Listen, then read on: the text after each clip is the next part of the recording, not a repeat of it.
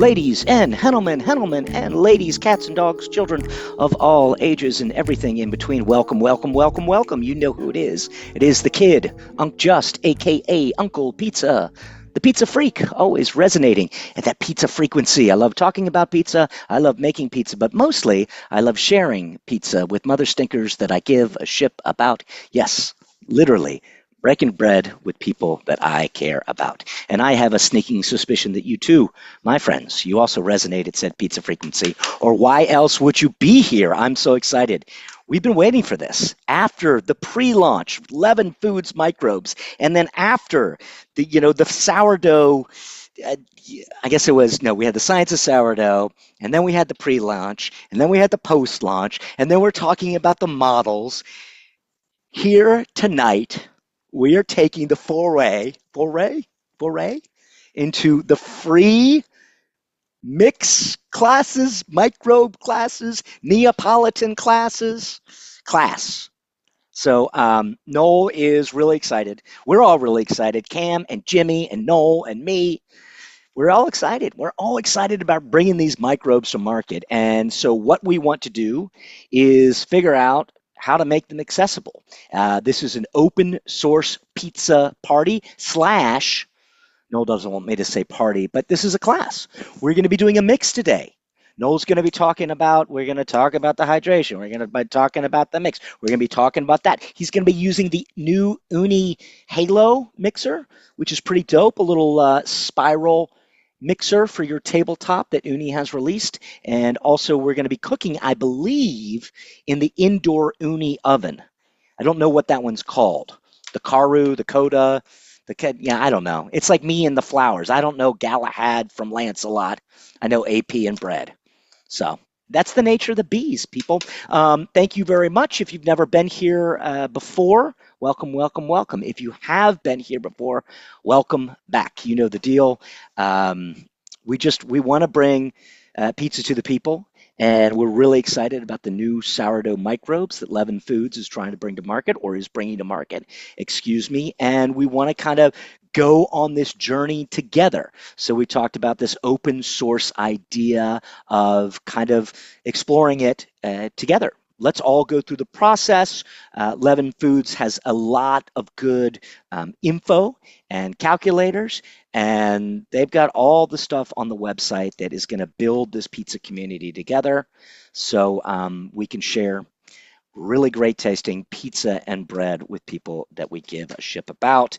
Had a really fun session last Tuesday. We were on it because Noel was out of town or something. He had something going on Monday. We had Danny from Danny Boys, and then we had Mike from My Friends Mike. Danny out of downtown LA, and Mike out of Slow, one of our favorite places. And they talked about their process and their pre-ferments and went over some questions. And then we invited Cam was on, and he's talking about the model. And the more info that we get and gather from everybody out there, the more variables in the pizza equation we'll be able to fill in. So come on that journey with us. So without any further ado, I know this is when you guys say, oh no, Justin. Oh, happy Cinco de Mayo, everybody. I'm going to have a margarita. I might have a margarita during class. Don't make a big deal out of it. You kidding me? Look at the Jaguars on my shirt. That's the way I live. I'm like a jaguar is what it is. So without any further ado, here he comes, the man, the myth, the legend himself, Noel, Mr. Slow Rise. No Slow Rise Pizza, Brohner. Bluebell, baby. Justin. There he is. Wow. Hey, whoa. Sorry, my nose is a little itch. A little itch on my nose. What is that little thing you got there? What's right? Woo-hoo-hoo. Cadillac of mixers, huh? We're doing it. My goodness. This is not an Ooni ambassador. We're clear about that. No. Not an Ooni ambassador. However, they have been generous with their equipment, and you are enjoying them too. Yeah. And so on the sly, you're going to be mixing tonight with the Ooni Halo. And then what is the oven called? It's called the Ooni Volt 12. Volt 12. Okay, so I was wrong. It's dinging right now. It's letting me know that it's up to temp. is singing It's you a I'm song. learning how to use it, so I Yeah. got to keep checking it because it goes off, it goes on, it goes off, it goes on. Well, that's another thing that I've been trying to, I talked to you about using this mixer and getting into that because it is another variable in the pizza equation, and you kind of have to figure out how to use it and what to augment and the variables in your pizza equation, and then a little bit more here, a little less there, and trying to find if you got a recipe, you've been using a KitchenAid for a long time, it is a little bit of a learning curve. Yeah. So number one, I'm excited that you're going to be talking to us about application of the microbes during the process. And then number two, you're going to be using this new mixer and you're going to kind of be walking us through how you use the mixer. And then number three, you're going to be using this new oven. So this is a pretty exciting class. It is exciting. I'm using the mixer because I know there are a lot of professionals that are with us, and while we started using the KitchenAid during COVID, I didn't have a beautiful spiral mixer like Mhm, that. mhm, I've since purchased an 11-quart Italian spiral mixer, but that's a little bit big for mhm. what I want to do tonight. I just wanted to mix 1 kilo of flour, so this is actually perfect for that. And also because we are beginning this week to do specific styles, we're doing the Neapolitan style.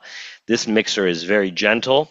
It's relatively slow in terms of RPMs, Mhm. and so I'm only going to mix on first speed for about 20 minutes, which is Now, more or less the style okay. for Neapolitan. Now, first speed, you say in a KitchenAid that would be speed one or stir or Speed one, stir, yeah, stir. but S- not ideal. Not Okay. ideal. So my question is, speed one on this mixer, I know that you can mix percentages and you can mix RPM. What does speed one mean to you with this new mixer? 60 RPMs. 60 Yeah, RPMs. Wow. yeah, And so what is that like? That's like 5%? 5%. Okay. And the percentages are neither here nor there.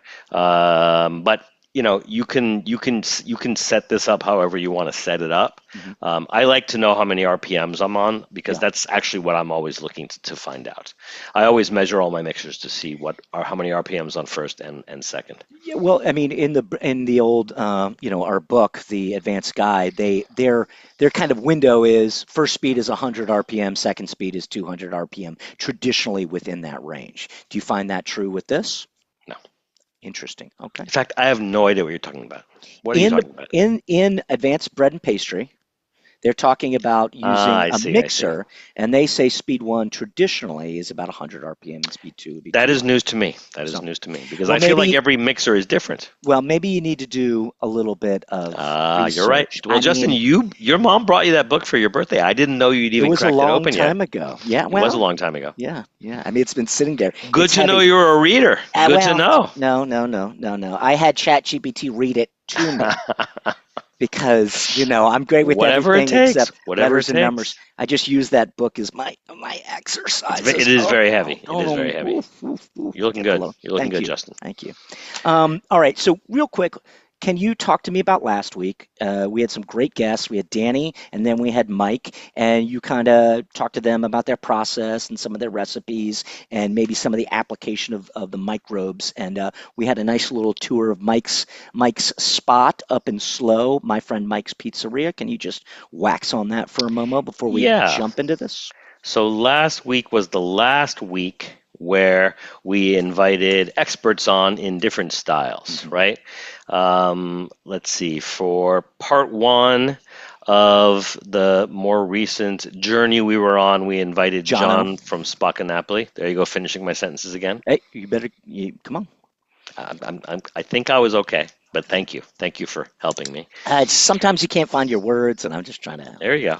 help And you. then we had Garri on for Gary for Bird. Neapolitan, Hmm. yep, and a few others.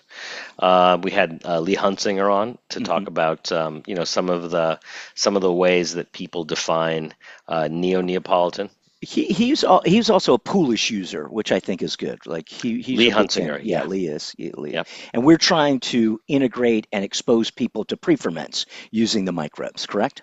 that is correct. So Yeah. besides talking about different styles every week, we've also been asking people if they're using pre-ferments, what they're using, and we've Hmm. gotten every answer in the book, right? Right. And it's trying to integrate application of the microbes. Correct. So in a perfect world, starting this week, we're going to be doing Neapolitan pizza. We're going to do a straight dough because that's the tradition. No pre-ferments. Nope. Well, technically, the microbes themselves are sourdough microbes, so you might want to consider that a pre-ferment. You might not, because we'd have to talk to Cameron about that and see what he thinks, and maybe James. Yeah. But they are meant to emulate a sourdough or a wild yeast. So I'm just a pizza maker. I don't know. I'm not a scientist. And a model. So, and a model. And a pizza model, yes. And a big birthday celebratory to ABZ. Huh? My wife did turn 40 this weekend. It was a big party. It was a big party. She is a baby, dude. I wasn't even invited to her birthday. That's how VIP it was. How about that? You were just cleaning up. I was fine. Sure. No, I was fine with that. Yeah, I was fine with that's good. It's good. You need your beauty sleep. And she needs to hang out with her friends. True. But you were last Tuesday. We were actually in Florida, and you got to see a concert. Yep. And then we talked to Danny and we talked to Mike. Right. We did. Okay. And we talked about New York pizza. We talked about all kinds of pre-ferments. We talked about ovens. We talked about hydration. We talked about...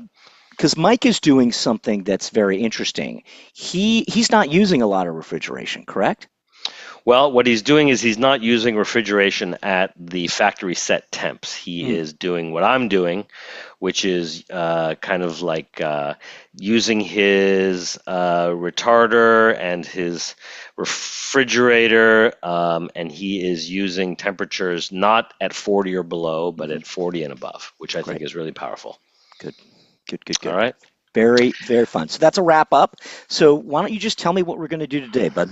All right. So what I wanted to do was one of the ways that I wanted to introduce this new product to people was to kind of start at the beginning, before the overuse of refrigeration, right? Jeez. Before everybody could afford a refrigerator, right? Before instant, active, and fresh yeast were so cheap and so plentiful, right? And so one of the things I notice is there's what I would call and others call best practices, right? And best practices means as much yeast or sourdough as you need, as much pre-ferment as you need, but as little as possible, right? That's best practices. And guess what?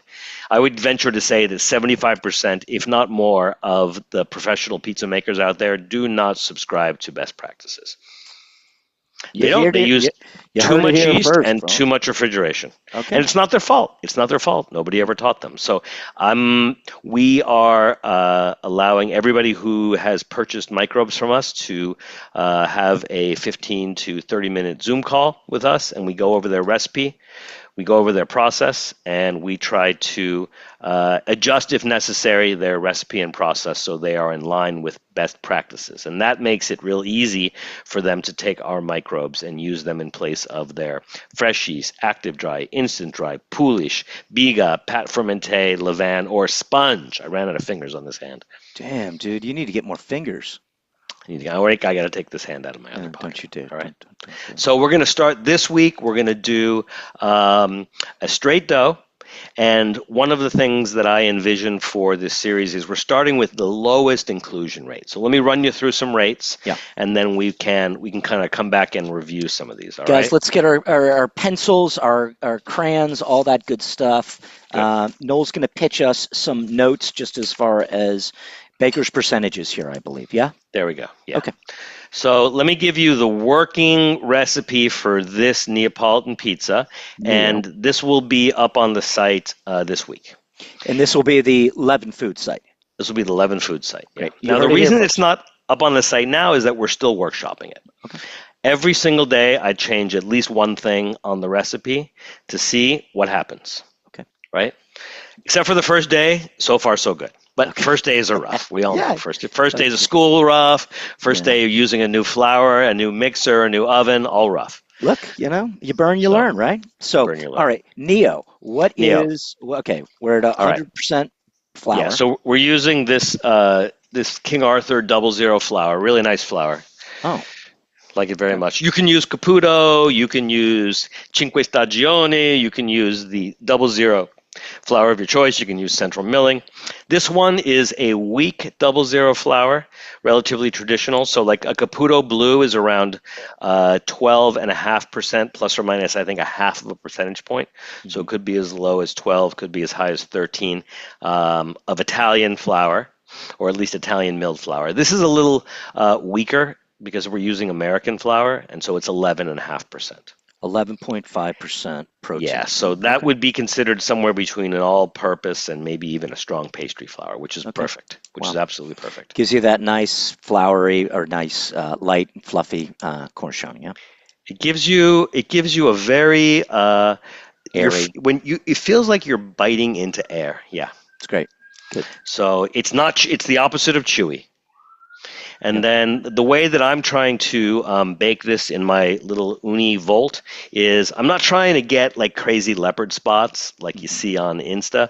I'm trying to get a really beautiful crust that's just lightly crispy. Like I think you used the word eggshell a few weeks ago, right? So you bite into it and it just barely gives way to a really soft crumb. Great. And that's all I'm trying to do. No crazy.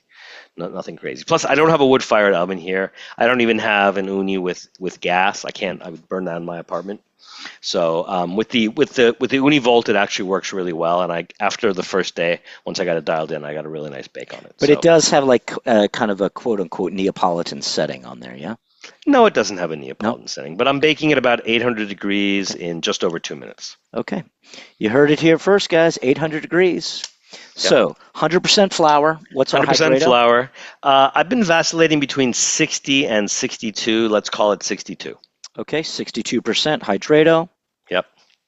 And I've been using 3% salt, which is more or less traditional. Yep. Okay, because the Mediterranean is 3 point something. So. Rumor has it that the Atlantic Ocean, we'll have to check with Cameron and James on this, is 3.5% salinity, and the Mediterranean is 3.6. I heard it from an Italian. I don't know if it's true. And they never lie. Okay, 3% salt, 60% water, 100% flour. What else? What's going on with these microbes? Yeah, let's talk about the microbes. So basically, big shout out to TXCRAIG and his beautiful charts from pizza making, which we discussed last week. So I went and looked at some of his charts, and I was shooting for, I'm shooting for models that double the amount of yeast or levain every week. So this would be the equivalent of 2.5% sourdough or levain. 2.5%. All right? Okay. That is roughly equivalent to 0.025%, 0.025% instant dry yeast. Now, roughly, it's absolutely roughly, because it depends what kind of flour you're using, depends how often you're feeding, depends on how active your starter is. I mean, rough. But for me, it works very well. And that is not a lot of yeast, right? It's a tiny amount of yeast. And the reason you can get away with that is because you are doing what? Talk to me about your process here a little bit. So what I was trying to do, and we were talking about this a little bit last week, is that I wanted to present to people a 24-hour room temperature rise that they could do in their house, in their pizzeria. Right? So this one is at about 70 degrees average for 24 hours. Wow. So you don't need a refrigerator. Okay. You don't need a proofer. Technically, you don't even need a mixer. I'm using one. You can definitely do this by hand. By hand, yeah. And as I'll mention later, because the flour is so soft and the mix is so gentle, guess what our friction factor is? How'd you know? Justin, you are incredible. Incredible. Zero friction factor. Bullseye. Wow. Yeah. Okay. All right. So we're doing a super gentle mix, and that's one of the reasons I wanted to use this mixer, because we're mixing at very slow speed, and also the mixing arm and the bowl turn at about in the same direction. So the friction is much lower than a KitchenAid, much lower than a Hobart, right? Yeah. Much lower than even a spiral mixer that mixes at 100 or 120 RPMs on first. Yeah, I mean, that's one of the good things about this Ooni is you can really dial it down super low. Yeah. And you can dial it up if you want to, right? Yeah, it goes up to, what's the highest RPM? I think 345, something like that. Yeah, I mean, that's crazy. That's tripping. And this is a 5-quart top. Is that correct? You know what? That's a good question. It feels a little bigger than a 5-quart, but okay. Yeah. It's Okay. it's not as big as my 6 or 7 quart, Hmm. so you might be right. It might be a 5. Actually, I think it's bigger. I think it's double. I mean, I think it's bigger. yeah, I know. I think it can do 5 kilos of dough. Oh, do you? That's what I think it I says. think you're right. I think you're Yeah. right. So that's I'm wrong. 5 kilos, not 5 quarts. There you go. So All right, okay. so let's talk about the game plan. The game Yep. plan for today is we're going to do the mix together. Hmm. Hmm. And so I've got my kilo of flour. I've got my 30 grams of salt. I've got my microbes here.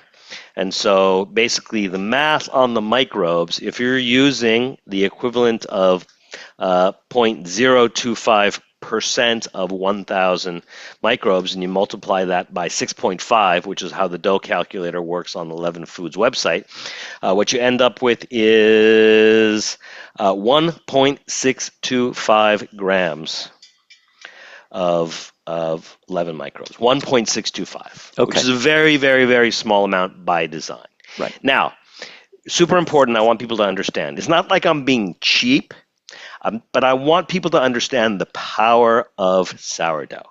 I remember when I started looking at TXCRAIG's charts, and I remember thinking, wow, I didn't realize you could use 1%, right? And I looked at some of the charts, and I was actually designing a flour for a flour company, and it was a 00 flour, and I wanted to stress test it. So I wanted to go from 1% levain all the way up to about 50% levain, and I wanted to see how the flour performed, and I wanted to use fresh yeast, active, instant, everything. And so I spent the better parts of about 2 weeks making every recipe that I could come up with. And then I had some friends who had a wood-fired pizzeria down the street. So I was going down there, and before service, I was baking off the dough. And I remember thinking at 1 or 2% levain, this stuff is never going to rise in the oven Hmm. because it barely moved. Right. Barely moved. And it turns out it did great in the oven. Interesting. It did Okay. great. So I want people to understand how powerful this stuff is, how much flavor you can get, and how less is so much more when it comes to yeast, when it comes to fresh yeast, active dry, instant dry, wild yeast, commercial yeast, and of course, levain. Okay. Right? Same with Poolish, same with Biga, same with Pat Fermente. Running out of fingers again. Same with sponge. You need Right? So you need more things. as much as you need, but as little as possible. So Right. here's the game plan. For each of the next 4 weeks, we're going to double the inclusion rate. So we're starting at the equivalent of 2.5% levain for this week. Right? Next week, we're going to do double that. So 5% levain or 0.05% IDY equivalent. And with that, we're going to make a Neapolitan. Hmm. The next week, we're going to double that, and we're going to do about, about 0.1% IDY, or about the equivalent of 10% levain for like a New York style pizza. Okay. I think after that, depending on what Cameron and James say, we might go for something like a pan pizza. Okay. Could be Sicilian. I'm thinking of Detroit. Yep. Everybody loves Detroit. Yep. Yep. Yep. Yep. So be the equivalent of about 20% levain or 0.2 IDY. And then from there, we're going to jump straight up to 0.4 IDY or 40% levain. Nice. Now, are you going to try to do all these room temp or no? It's going to depend. So I would say no, not all of them. I Okay. would say that for the first two, where you have such a small inclusion rate, this first one is about a 24-hour rise. The next one's going to be, let's call it, depending on the temperature of your room, maybe a 12 to 16-hour rise. So perfect if you make it at, let's say, I don't know, in the evening time, if you're working at a restaurant for lunch the next day. That Gotcha. would be perfect for like a, if you made it at 11 o'clock, it'd be ready 11 o'clock the next day, right? Yeah. Now, in terms of the way that the fermentation works, I've played with a lot of different models, and there are a lot of different ways that people do it traditionally. I would say traditionally in Neapolitan, there is no bulk fermentation, right? Hmm.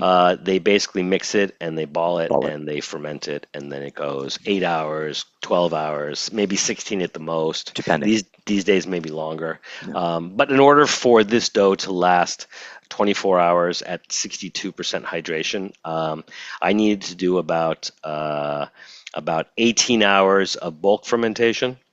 right? And then about 6 hours of Bulk secondary. Yeah. Yeah. Okay. So that seemed to work well. The first day that it didn't work so well, I tried to do like, I think I did about 15 hours in bulk, and I ended up doing about 9 hours in secondary. And It's too much.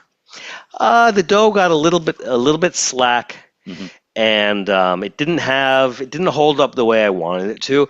If I had a really hot oven with proper masonry, like wood fired, I could have made that dough work. I've done it before.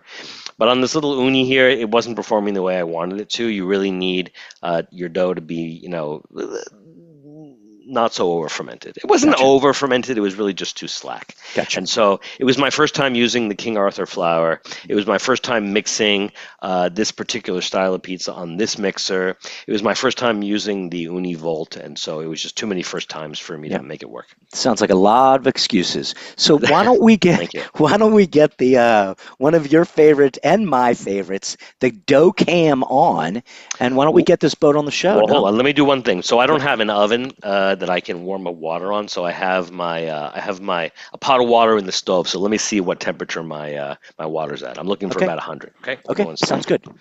So all right, everybody. Just to recap. Hey, everybody. If you do have questions, don't hesitate to go ahead and throw them in the chat. Pizza Bear, my buddy Ezra, my brother in dough. We were the original Doughboys back in the day. Ezra, sending you some love, my dude. Hope everything's going down in FLA in a positive times. Yeah, Ezra and I have been going back and forth sharing our new Ooni mixer pies, so pretty exciting. But guys, don't hesitate. Please introduce, if you have any Insta handles, if you run a shop, go ahead, throw it in the old chat. So, we're only as strong as our community. So let's get this boat on the show. Noel, how is your water? Too hot. Hey, okay, well, we can work with that. We can work with that. So I suggest we do this. I think I saw James on the line. So what I think, if James is ready to talk, one of the things that James was nice enough to do today was he did a mix in the KitchenAid. Okay. And so that is actually, we need to make sure that we know how this dough should work in a KitchenAid for all the home bakers that don't have spiral mixers. So if James has 5 minutes to chat with us, maybe he would be willing to jump on. James Gaffney, Leaven Foods, come on down. Hello, my friend. Hey, how you guys doing? Good. Aren't you lucky to be at home today? Yes, it's an amazing day.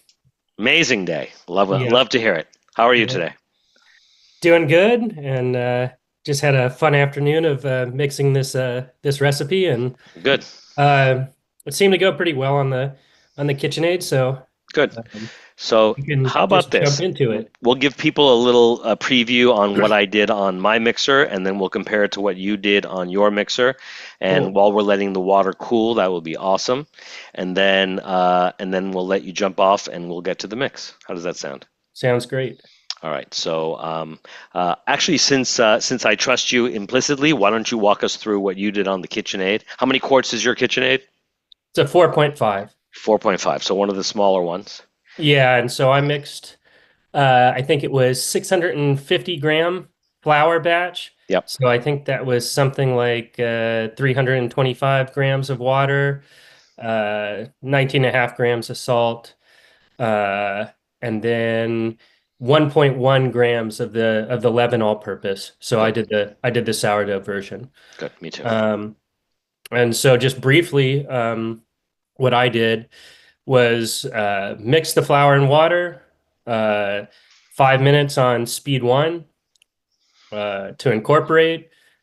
Then after everything was incorporated, I added the leaven microbes, so the all-purpose instant sourdough. Added that, another 2 minutes on speed 1, the salt, and then another 2 minutes on speed 1, and then finish it up with 11 minutes on speed 1. So never got out of speed 1. Good. The dough was fairly sticky and rough at the end, but Noel, you assured me that it would come together with the stretch and fold. So we did 3 stretch and folds within the at the 30 minutes after mixing, 60 minutes after mixing, 90 minutes after mixing. Good. And by that third stretch and fold, there was plenty of gluten development, good strength in the dough, and Good. we're leaving it out in the lab overnight at 72 degrees, and we'll get it 18 hours after the mix, and Perfect. make some pizzas tomorrow and cook them on our Pizza Master at as high as it goes. Good. So let's see here. So you're also using the King Arthur 00.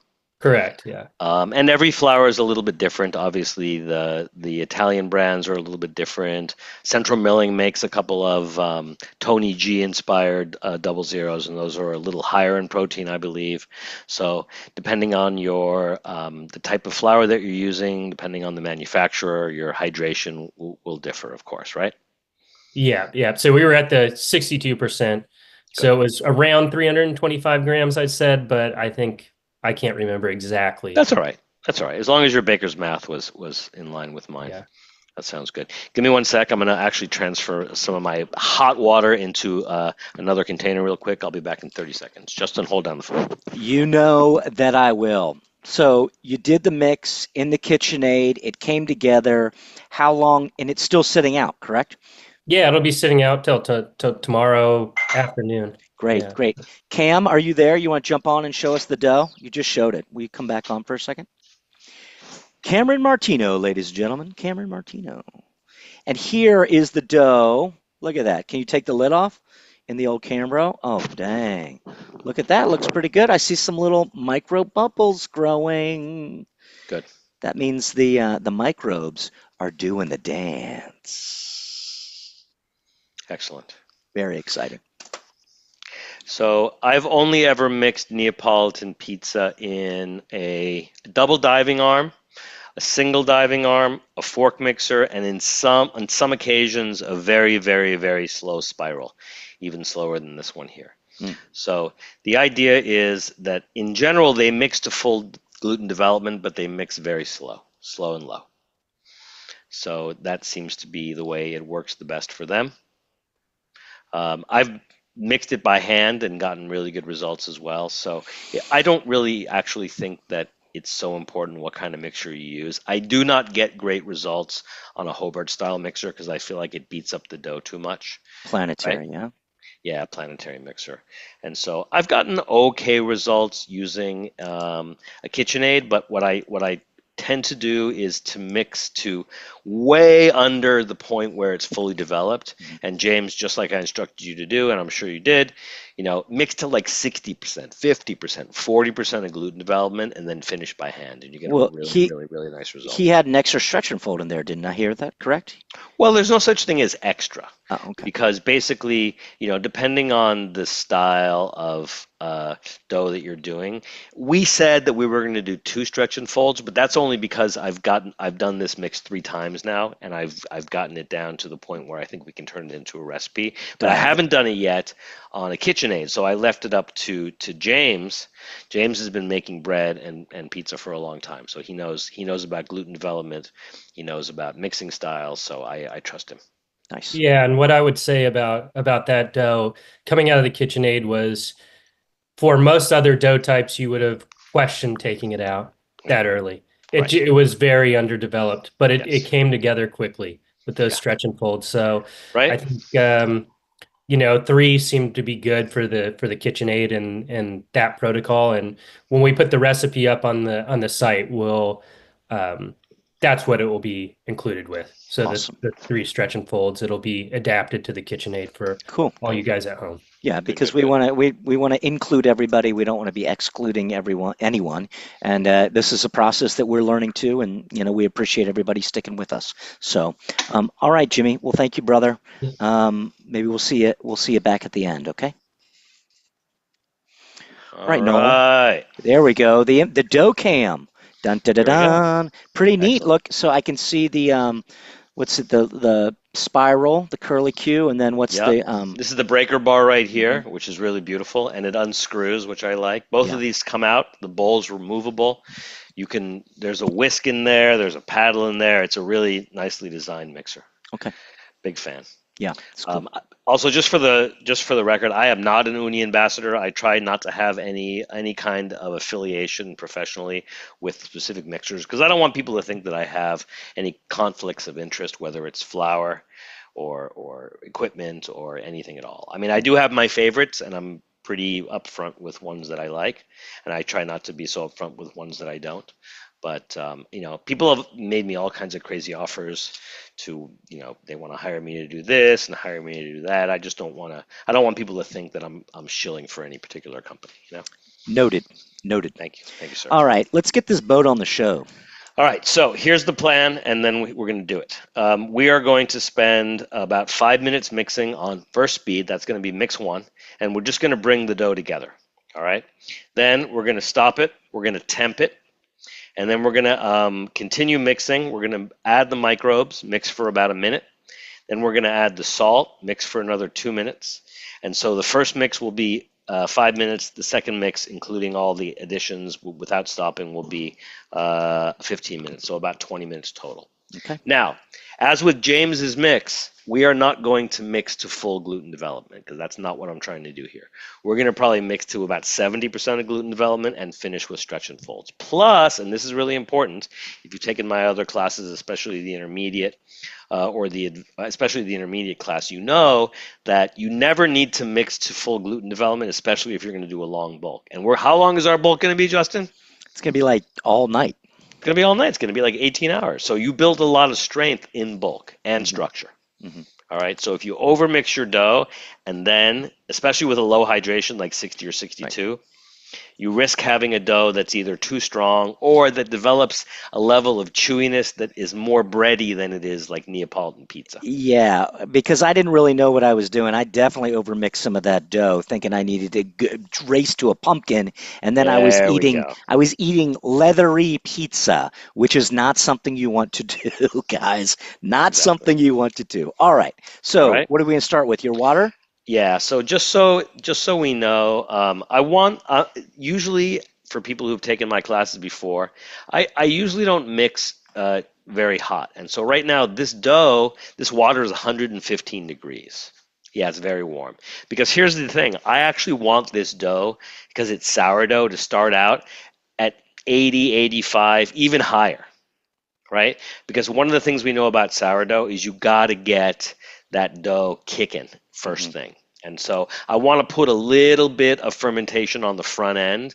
And then because my apartment is in the low 70s, it's going to slowly and naturally cool down to about 71. And that's where it's going to 70, 71. That's where it's going to live all night.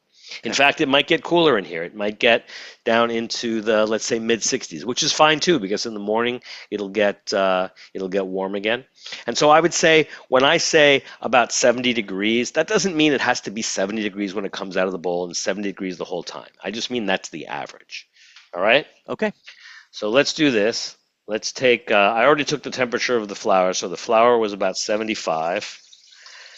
And I took a temperature of the room that was about 75, and it climbed up to about 78, believe it or not, Justin. I believe it. Yeah. And then usually when I add the water to the bowl's a little cooler, so it jumps down a little bit. So that went down from only about 115 to about 112, 113. Okay. So about 12, and that's 620 grams of water. Yeah. Okay. Yeah. So when I did the original math to get my dough to end up at around 85 degrees, I figured 105 degree water. So we're at about 113 degrees. That's 8 degrees higher.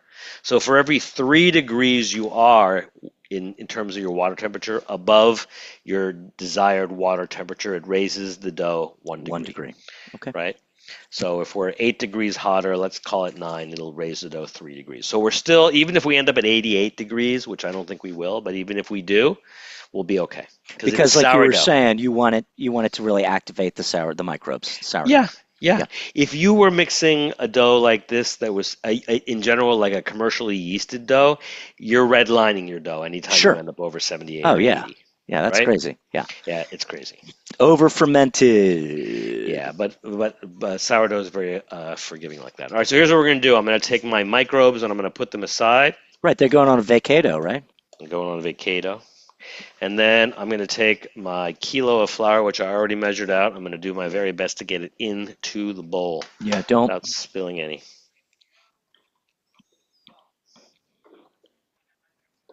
There we go. Are you with me, Justin? I am. Don't let me do Flour anything. in the bowl. Flour in the bowl. That little nice. It's really nice. It looks a little LED lights in that bowl. Yeah.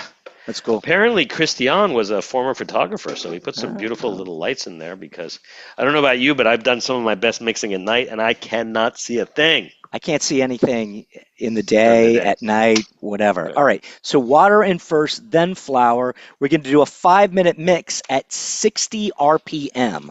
60 RPM. Now, Noel, are you just going to set the little timer on the I top? am. Okay, cool. I am.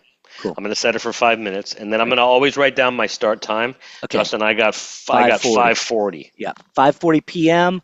That is Pacific Standard Time. So, and if everybody doesn't know whenever you're ready, and then I'm going to kind of explain something to them. Good, So. let's do that. So I'm going to turn it up. So there we go. So that's 5:40.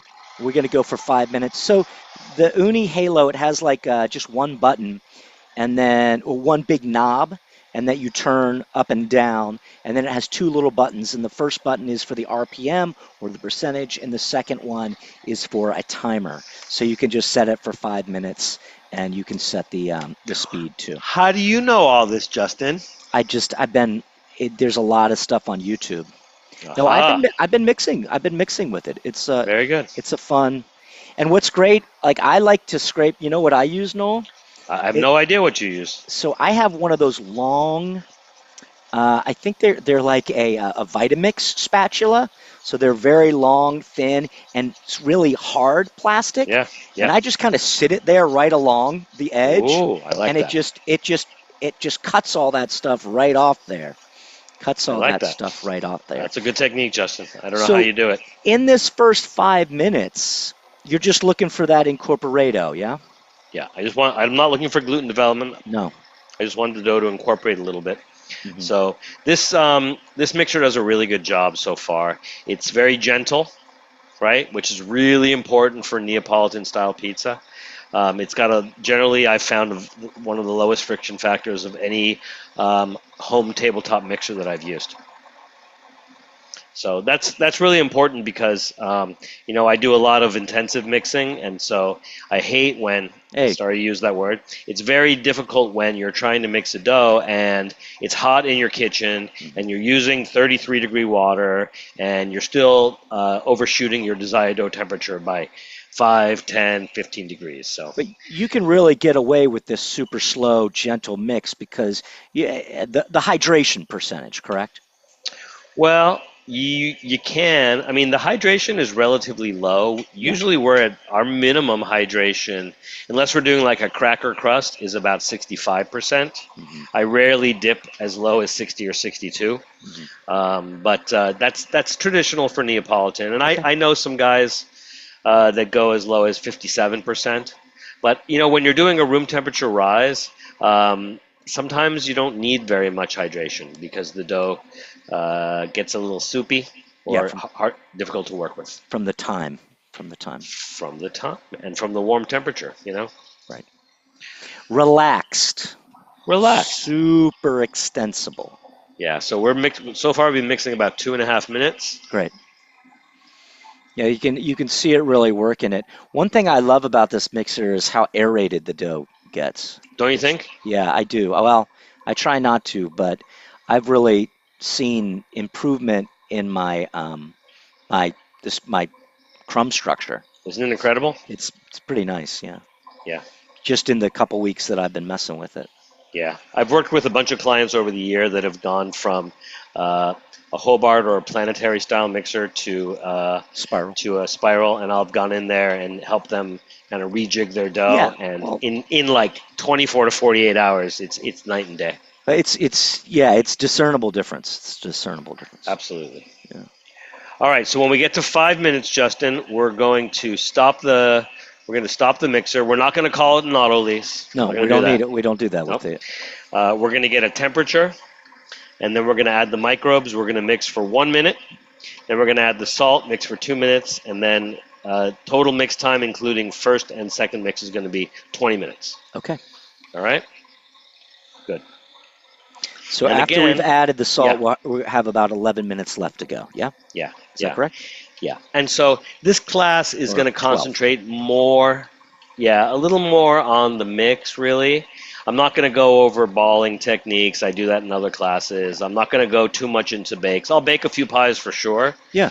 But that's not really the most important thing about the class is for people to understand the inclusion rate and also to understand a little bit about the philosophy, about why we are starting with Neapolitan, moving to Neo, going to New York, going to like a Detroit, and then ending up. We're starting with the lowest inclusion rate and going to the highest. Look, guys, we've talked about this a billion times. It's all about that dough, right? The foundation.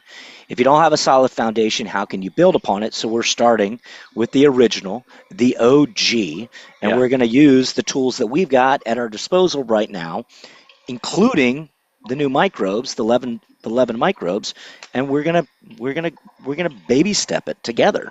Because I want to learn too. I'm learning how to use. You know what's funny, Justin? I've worked at a bunch of pizzerias where the inclusion rate was even lower than the one we're using today. Oh wow! Right? And I've talked to my friends that are like traditional artisan bakers. Most of them like French, German, not really Italian, mostly French and German, and none of them can believe how low the inclusion rate is. I'm going to stop. Is that 5? It's 528. Can you believe it? What? Dang. We were having such a good time. I thought you put the little thing on 5. No. You know what? I'm learning to use the mixer. Apparently, I did not. Okay, there we go. Good to know. All right, so we're going to call it 5:30. Yeah, I'm gonna. You care to wager a guess? No, I'm not. It's going to be hot. It's going to be hot. I warn you. I'm not a betting man.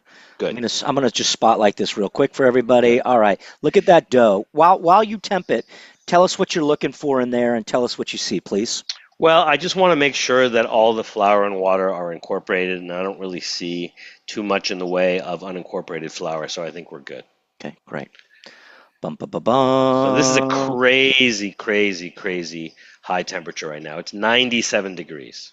Wow. Yeah. Okay. So it came out hotter than I thought, but one of the reasons that it's so, people say, oh, wait a minute, it's supposed to be an average of the flour and the water and the air, but when you only do such a short mix, the air has not had enough time to take its one-third. To incorporate, yeah. Okay, Yeah. Interesting. So right. What you'll find is that as we mix, the temperature will go down significantly. So one thing I might do is I might open up my window here, let a little beautiful air in, so we're not having to wrestle with, because it's getting hotter and hotter in here. I got my oven on over there. If I had to guess, it's probably 80 degrees. Yeah, it is. Okay. So we're good. We're good. Yeah, we're within the range. Yeah, I mean, in general, you'd really, you don't want your dough to start this hot, and you don't want, if it was yeasted, we'd be in real trouble. But here's what I know. If the dough ends up being too warm, I just let it sit. It sit. And there's such a low inclusion rate here, no problem at all. So I want to see that. Those are the microbes, huh? They don't really look like yeast. They look like kind of almost like a powder. It's more like a powder, yeah. I think that'll change as we continue to advance. And but this is our first batch of professionally manufactured microbes. So sure. Looks good to me. All right. Sure. All right, so I'm going to start a new timer now, and we're going to get going. And 1 minute? Yep. All right, that's 1 minute, guys, after we added the microbes.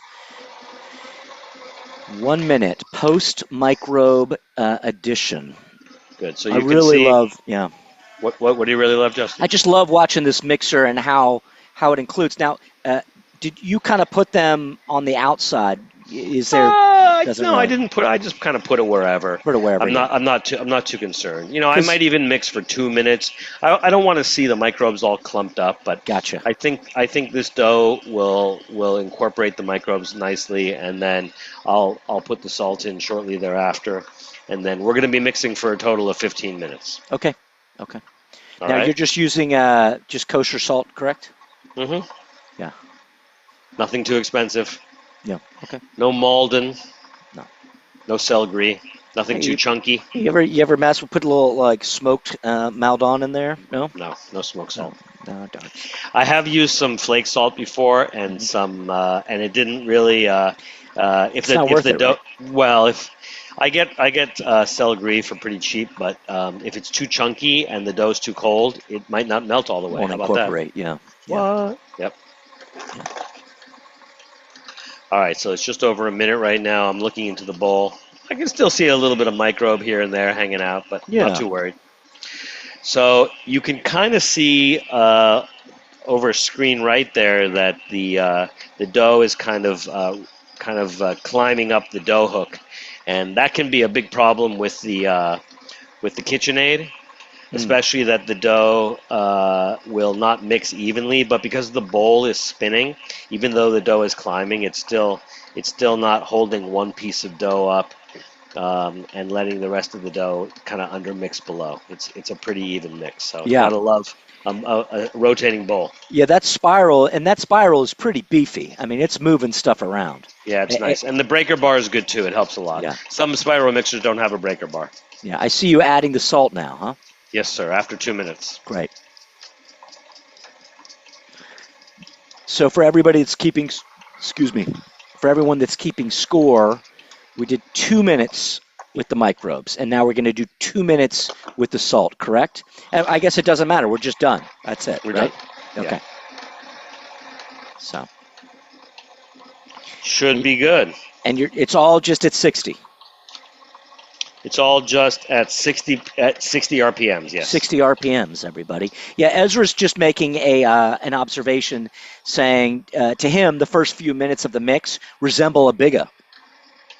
It looks pretty stiff, yeah. Yeah. Not traditional, obviously, but just a good observation. Yeah, relatively stiff.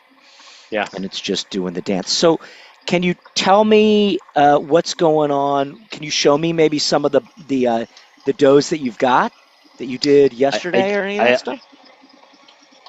You mean the doughs that we're going to bake today? Yeah. Because we're just going to wait and watch this guy for 15, right? We are, yeah. Okay. It's not a bad idea. So let me see if I can get that going.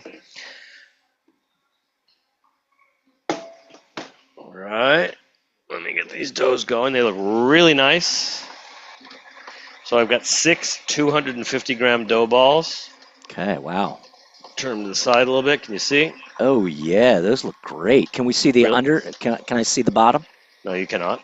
No, I want to see the bottom. It's really hard to see, but they've got some really nice little micro blisters. Really nice little micro blisters. Let me spotlight you for a second. Hold on. There we go. Yeah, it is tough to see. Yeah, it smells really good. Yeah. There's definitely some acidity there. So one of the things I notice about this particular this all-purpose sourdough is that it smells a lot more acidic than it tastes. So I actually made this recipe for my family yesterday. We were celebrating my wife's birthday. Oh. And nobody could tell that it was sourdough. They just thought that it tasted really good.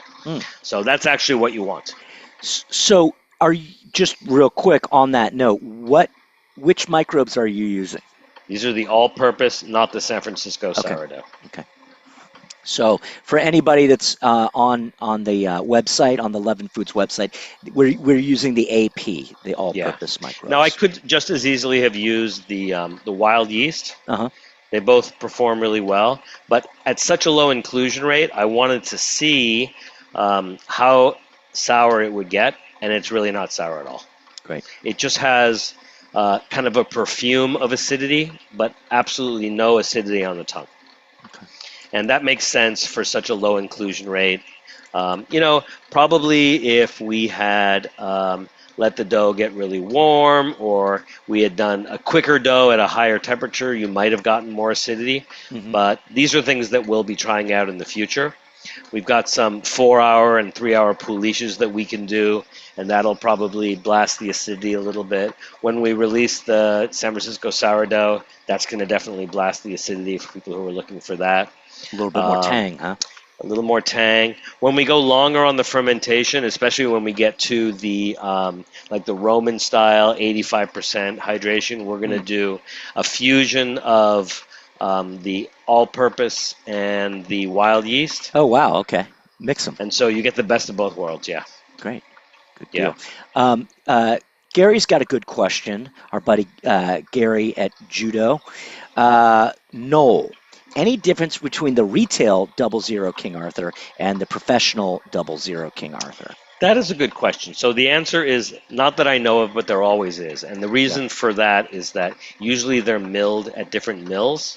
And so sometimes, one of them will be 11.25% plus or minus a quarter of a point, and the other one might be 11.5. So I believe this is 11.5, and I have not worked recently with the new batch of 50-pound bags of 00, so I cannot tell you for sure. But there's always a tiny little difference, even with Caputo. They come from different mills, or they're just milled to different specs. Yeah. Good to know. Great question, buddy. Thank you very much. Really good. Good question. All right, so we're at about 6 minutes, coming up on 7, and if you can look into the bowl, you're not going to ever see the level of gluten development that you're going to see if you're working with a fork mixer or a double diving arm. This is just a different way of developing the glutens, and if I wanted to, I could turn it up to 90 RPMs or 120 RPMs, and I could get the level of gluten development that I want. But what I prefer to do is underdevelop the dough in the mixer, finish by hand, and keep that really soft, supple mouthfeel that you get from the best Neapolitan, and not get anything too chewy. Yeah. I've worked with so many people that are doing Neapolitan pizza, and we've tried doing so many things. We've tried messing with hydration. We've tried messing with fermentation time. We've tried mixing with blending other flours in. We've tried changing the desired dough temperatures. We've tried using other mixers. And the biggest complaint I get is that they often like some of the changes that we make, but they say the same word over and over again. It's too bready. And bready means chewy. Means it has like a chewier, less soft and supple mouthfeel, and that's not a compliment. That's not what Neapolitan pizza is about. No. Right. No. That's more like a Neo New York almost, right? Could be. Yeah. Could be. Yeah. A lot of people that I know try to make Neapolitan pizza with American flours, and I've seen people. I've tried it myself. Mix an all-purpose with a pastry, with a bread, and try to dial it in. There's something about a 00 with the way, not just the flour itself, but the way that it's gently mixed. If you deviate too much from tradition, you're going to get a really different product. Right. Right. Yeah. If you're using 00 and you're making a New York style, it's not gonna work the same. I mean, that's No. There's a reason that there are variables in the pizza equation, and that this works for that and that works for this. And I mean, you're not going to be making it really. I mean, you're not going to be making Neapolitan in a pizza master, right? I mean, it's just. Right? I mean, these things don't. All those things are true. Yeah. So there's a guy who's one of my favorite Italian pizza makers, and I always look forward to seeing him at the Pizza Expo. His name is Giulio Adriani, and I think was a 2-time world pizza champion. And I think he, like a lot of other Italians, came to the United States, made his best pizza, and the Americans were like, yeah, it's too soupy. Yeah, it's too soft. It dies on the plate in 5 minutes. And I gotta say, it must be like a gut punch, right? Yeah. And so a lot of those guys are using bigas, right? And maybe they're adding some semolina to the flour that they're coating it with on the outside, and they're just doing tiny little things to subtly change the character of the dough. And in the right hands, a little biga, a little semolina, right, can go a long way. But you still want to maintain the integrity of the Neapolitan pizza. But if you want to give it a little less tip sag, or you want to give it a little more air, or if you want to give it the ability to ferment, fermentation tolerance, sometimes adding a little bit stronger flour, right? Maybe a little more flavor from a pre-ferment or a little type 1. Yeah. So many things you can do. Yeah, I mean, I ran out of what I usually feed my starter with, and so I was experimenting. And I use half of, I guess it's not the Caputo Blue, it's maybe the Americano double Hmm. zero, Hmm. and I use 50% that and 50% I think of the Glacier Peak, and my starter just went nuts. It loved it. I mean, it was overflowing and stuff, and I really feel like the addition of that in my sourdough starter actually it allowed me to cook it in a like a traditional oven in my home, but I also was able to maintain some of that super soft, just hint of that stuff. And I'm getting into the point where I'm like 5%. I'm adding maybe a little bit more, like 5% more bread flour just to find that chew again, or Yeah. maybe taking it away, or maybe taking down my olive oil a little bit to have a little bit less, or a little less bite through, or something like that. So it's just at that point, because you've made a gazillion pizzas and you know what the dealio is, it's a game of inches, and it's fun. It's fun. And what I like to do, Noel, is when if somebody wants me to cater their party, I'm like, "Ooh," instead of just saying, well, this is the type of pizza I make, I'm like, what type of pizza do you like to eat?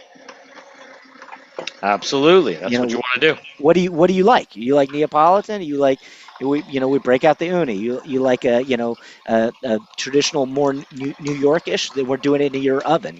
So it's you like deepers. You like some Detroit. Yeah, I'll bring them. Good. Some pars and stuff. So anyway, Let me interrupt you for 1 sec. We've still please. got about 2.5 minutes. Let me go double check my oven. It's been doing crazy things. I don't want to. I don't want to end up with a cold oven. Okay. Ay, Dios Don't mío. go anywhere. Yeah, okay, I'm out. I'm out. I'm out. Happy Cinco, everybody. I said it again. Don't seem to be too many questions in the old chat. That's okay. This is pretty fun. I'm going to spotlight Noel's. It's pretty mesmerizing. I don't know if you, I don't know, guys. It's pretty mesmerizing watching this thing. I feel like I'm being hypnotized by the doji dough. You guys ever feel like that?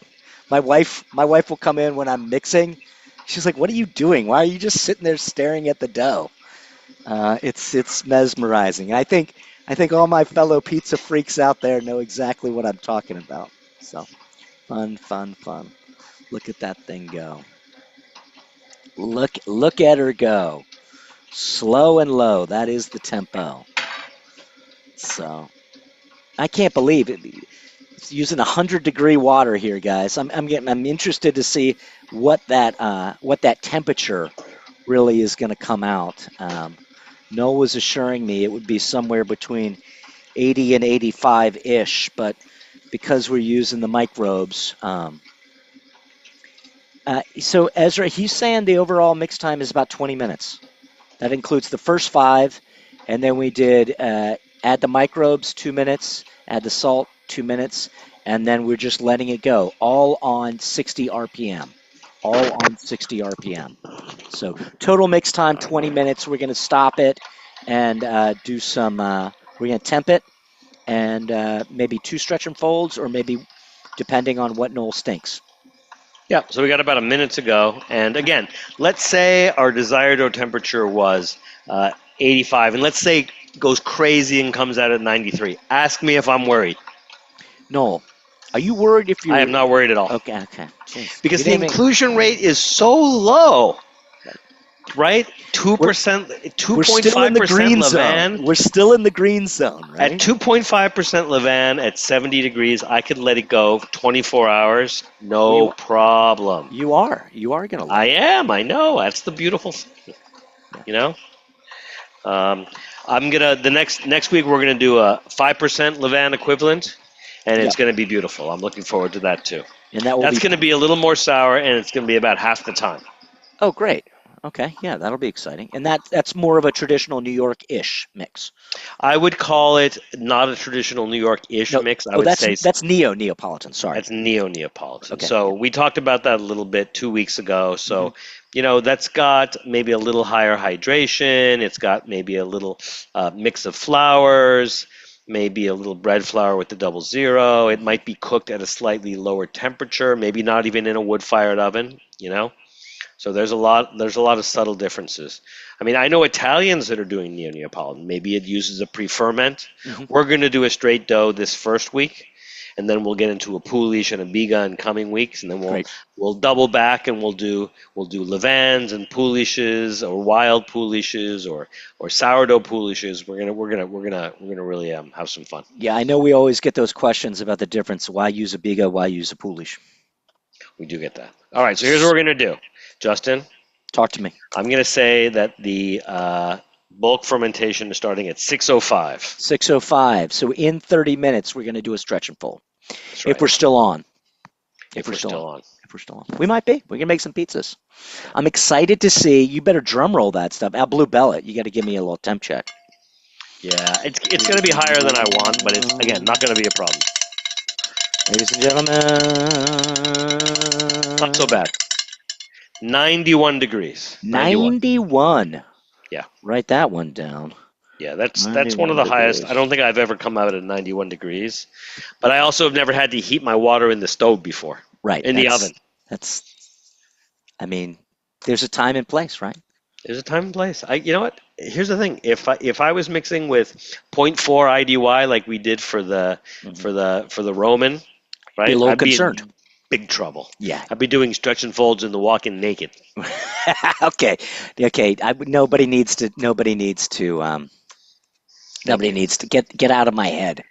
My Well, pizza Justin, wife, she's too late. Louise. Too She's late. Oh, and Too we've late. been there together, you and I. So I don't. We've need to been go in the back walk-in. I don't know if we've ever been naked together in a Whoa, walk-in. whoa, but whoa, we've whoa, been whoa, whoa. in the walk-in. there.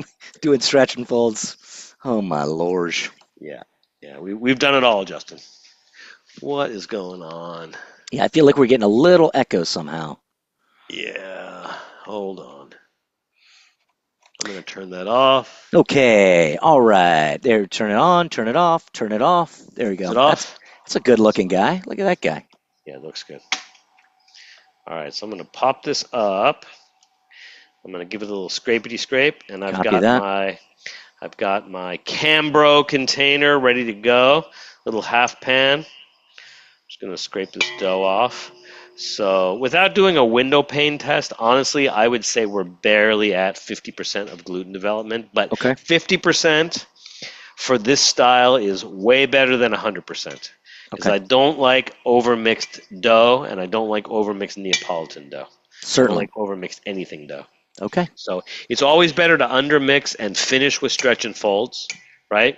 For those of you who've been along for the ride since, I don't know, since you and I started teaching classes back at Surface in 2017, 2018, I always taught people that, one of my favorite mixes is the short mix. And the short mix, you mix to maybe 50 or 60% of gluten development, and then you do as many as 6 stretch and folds over the next 3 or 4 hours. And people always say, no, that's a waste of time. But you preserve so much flavor, so much color, so much aroma that way. It works out really, really well. Yeah, it's nice. Supple, gentle. Supple and gentle. All of the above. Yeah. All right. So Justin, here's what we're going to do. Gonna get that Cambro. I get that Cambro. What do you got? The 4-inch loose lid, I 6-inch. got the 4-inch loose lid. You have a good eye there, buddy. Everybody knows the deal. We like the loose lid so we can breathe a little bit. Yeah. Little goes a long way. So You put a little olive oil down in there. Yeah, just a little bit. I know You my guys know the Italian deal. friends say no olive oil, but I think a little olive oil goes a long way. Never hurts. Never hurts. Well, it hurts my Italian friends' feelings that I do it. Well, I'm not gonna tell them. Thank you. Yeah. All right, so let's do this. Let's remove the dough hook. How's it feel? Okay. Sticky? Feels beautiful. Nice. It's a little sticky, but not in a bad way. That's okay. And then this breaker bar, let's see if we can get this thing off. Sometimes it's, got them both. All right, I'm going to just walk these into the kitchen real quick and drop them in the sink. Then I'll be right back and we'll take the dough out, okay? Copy that. All right, very exciting. 91 degrees. That seems very warm. But Noel is assuring us that because of the very low, minimal inclusion rate, that the dough will be ready to party in 24 hours. This time tomorrow night, we will be seeing his Instagram full of a pizza party, hopefully. I want to see. I want to know. Him and Jimmy. I want to see Jimmy made some dough. We looked at that dough. He's going to be baking tomorrow night. Maybe next week we'll have some photos of the bakes. Everybody's going to be really curious about your bakes tomorrow. So you gotta take some photos so we can talk about them. Noel, you're going to have to, if you want to talk, you have to move your microphone back down so it's in front of your. I said I'll take some photos. There we go. There we go. I want to see Jimmy and his pizza master. Are you kidding me? Yeah, next week hopefully James is going to be in front of the pizza master. We're going to get him going. So one thing. Yes, go ahead. So one thing I have found is like when you take it out, it's kind of hard. It is like when I'm trying to scrape it because there's no really good way to grab onto the bottom. It's a little like right there. Like that's what gets me. I'm like, I wish maybe. Can't have it all, Justin. Yeah, no, I know, but if Can't have a handle if the thing's going to go round and round, can you? No, but the little inner lip could have maybe had just a wee bit of because I feel like the knobs are on the outside. If that inner lip had had a little bit of a recess, maybe it could have. But who am I? Ooni's not calling me. Not yet, Justin. I'm no Ooni ambassador. I'm no Ooni ambassador either. I'm just a guy they sent an advanced version of the mixer to. I was very happy to test it for him. We're no Ooni ambassadors. We are not. We are not. Boy, that would really be horrible. All right, so Justin, let me bring this over to the dishwasher, and then I'll get set up, and we'll do some baking. All right? Sounds delicious. Excellent. All right, all right. So, I'm hoping Noel will, bring some pizza over to me because I'm starving, and it's Cinco de Mayo, and instead of having margaritas right now, we're making pizza pie. So I apologize about that, but also, guess that's the nature of the bee's knees. So, all right. Now I'm just kind of treading water here. Let me show you some of my bakes. Maybe see if I can do a little. If I can change my background. Whoop, no, here we go. Now, I don't know if I can do it here. I don't know if I have the images here. No, I don't have them on this computer, I don't think. Sorry, guys. Oh, yeah.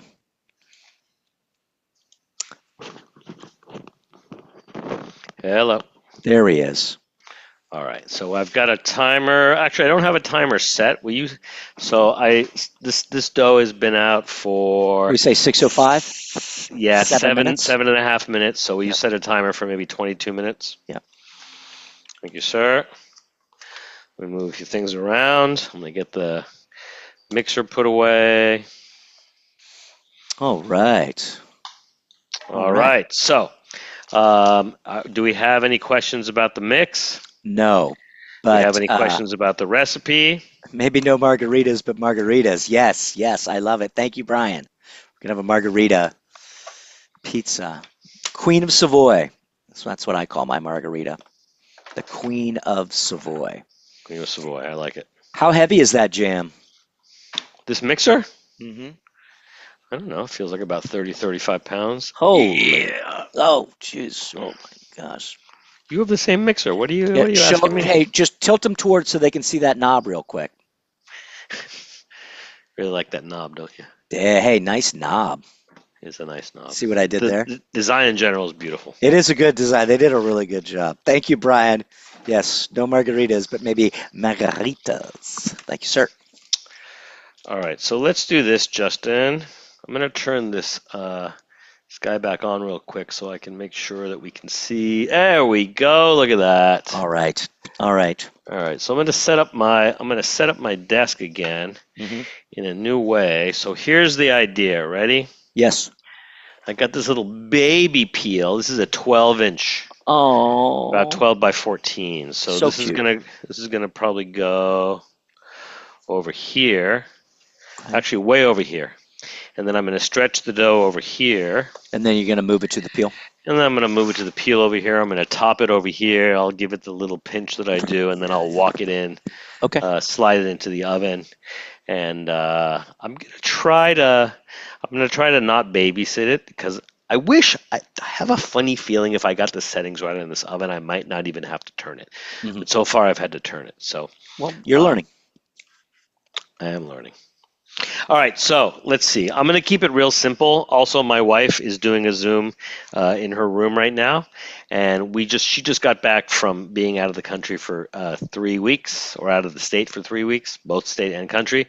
So she's requested lots of vegetables. So I'm going to do some really simple pizzas. Justin, what was that look when I said vegetables? I mean, well, some pepperoni dogs. No pepperoni. No pepperoni. So I'm going to do a naked pizza, maybe a little pecorino, little parm, little olive oil, little salt, little pepper, right? I'm going to do a red pie. Oh. It's going to keep it simple. I'm going to just use the Bianco di Napoli salt, pepper, olive oil. I did the same pie last night with anchovies and olives and capers, but that was last night. So where's your cooling rack? Cooling rack. Cooling Where's rack. What cool? For when the pies come out? I don't have a cooling rack. Oh, I got 2 cooling racks right back over here. Okay, that's what I was asking. There we go. Okay. There we go. Come Well, on. Justin, usually when you say cooling rack, you don't say cooling rack. You say dish rack. I say drying rack. You say drying rack. So But I'm trying to keep you on your toes. you are keeping me on my toes. You're definitely keeping me on my toes. Okay. All right. So we've got a few different pizzas we're going to do. I might just try to do a naked pizza first, just to see how the dough performs. I think it's pronounced naked, but yeah. I think you do pronounce it naked. Good. All right. So here's what we're going to do, just so everybody knows. I've got 2 different kinds of semolina. I've got a super fine semolina that I really like, and I've got a medium fine semolina remacinata, pardon my Italian. I like the super fine because it doesn't add too much texture. So I kind of like the beautiful blend of both. All right. So that's ready to go. And then let's try this. I'm going to bring this dough over here so everybody can see it. Take the lid off. And this dough looks really nice. I'm pretty happy with it. So anytime you do a room temperature rise, it's kind of dangerous because the temperature can fluctuate quite a bit. You could oversleep and the sun could shine on your pizza. Anything could happen. So anyway, sometimes I do patio rises. Sometimes I do kitchen rises. Sometimes I put dough in my office. Sometimes I put dough in my bedroom. All over the place. All right, so I got my first little piece of dough out. Oh, it smells good. I love the acidity. Love, love, love. All right, so I've got the top side down and the bottom side up. I'm going to give it a little flippity flop. Right, Justin? Remember the name of this game? Are you with me, Justin? Oh yeah, I'm here. I want people to be able to see you doing the dough. Yeah, your little pat down. What are we doing? A little pat down. I just want the dough came out a little bit, which is fairly typical for long room temperature rise Neapolitans. Came out like a little, it's not quite a checkerboard, but sometimes when you remove it, it becomes more rectangular or square. Yeah, just the shape, the irregular. Yeah, so I find that when I put it into a bowl, it helps maintain the circle. So I really like that new dough scraper kind of thing that you've got. That really long black one. What's that? Where's that from? That's from Ooni. They gave it to me. Oh, oops. Wow, that's pretty dope. Nice, right? That's cool. Yeah, it worked out well. I don't think that they must have forgotten mine. It wasn't in existence. You have the early mixer. You have the. Yeah, they didn't have it yet. All right, so I've got the top side up, or sorry, top side down. Flipping it over, looks nice. All right, so I just got to say, really looks nice and alive. That's it is nice. Yeah, and alive. Yeah, it really looks nice. I'm gonna jump off so people can watch this. Okay. Yeah. Thanks. So here's the thing. I'm not going to stretch this as wide as I normally stretch it. I'm going to be extra careful. So I just like to create a little bit of texture in the middle. I'm working with a 12-inch oven, so if I stretch it too wide, I won't be able to get the pizza into the oven. All right. So it's kind of going around like this, and then I'm going to slowly kind of rotate and press the air from the inside into the cornicione. All right, nice and slow so everybody can see what I'm doing. Good. So I did a few different pizzas last night for my family. I did some white pies and I did some red pies. The red pies, I used the Bianco de Napoli sauce, a little bit on the chunky side. I got a really nice, kind of a little bit of a floppy texture, which is what you get when you make a red pie. And then the white pies were really, really nice. So I think the King Arthur 00 is really nice. It's not quite the same as the Caputo. It's not quite the same as the Italian 00s, but I really like it. It performs well. It's really all about just like getting your dough the way that you want it. All right, so that right there is about a 10-inch. I'm going to pick it up and give it a little New York stretch. Some of my Italian friends won't appreciate it, but there we go. Get it right on the peel. So you've got about an 11-inch pizza now. Let me give this a little scrape. And so this is always what I do for those of you who've never watched me make pizza before. I always do a test pie which has next to nothing on it because really I don't want to put too much cheese or sauce or pepperoni or anything too fancy on first. So what I'm going to do is I'm going to take just a little bit of olive oil just around the inside. And I'm going to take a little bit of celery, which is a very chunky kind of a gray sea salt from the UK. I'm going to put some black pepper on here. Normally I would put some chili oil, but my wife, who's from Argentina, does not appreciate my love of chili oil, which is okay with me. And then I've got some pecorino and some parm. This just happens to be parm. So I'm going to use it. This is, I think, a 2-year parm, which I like. If I wanted to go a little heavier, I could put some mozzarella cheese on. I could put some provolone. I've got all kinds of cheeses in the fridge, but I want to keep it kind of light and simple. I just want to see what the dough does. So I'm going to put this into the oven for about 2.5 minutes, Justin. And for this first one, I might actually be off camera for about 2.5 minutes because I might have to babysit this thing. All right, Just? It looks pretty good. Yeah. All right. So I feel like we need a oven cam. Yeah, we do one day. So right now I give it a little shimmy and a shake. Yeah, remember that one? Go. And then I like to come around and just give it one little pinch. Yeah, I like to do that. That's my thing. Looks really nice. Looks really nice, right? Yeah. All right, so I'll be back in a few. Okay. Hold down the fort, as it were. You know that I shall. Very exciting. This is echoes of, dare I say it, the pandemic when we made 1,000 pizzas right in Noel's kitchen. Let's look at this. Let's pin this, spotlight this. Look at how he's got 2 refrigerators. I'm so envious of his double fridge. Double fridge, everybody. Double fridge. I only have 1 fridge. I do. It's, I'm not a fridge queen. It's not a big deal, but I'd like to have more than 1 fridge. My goodness. Then I could really get this boat on the show. All right, what was I trying to do?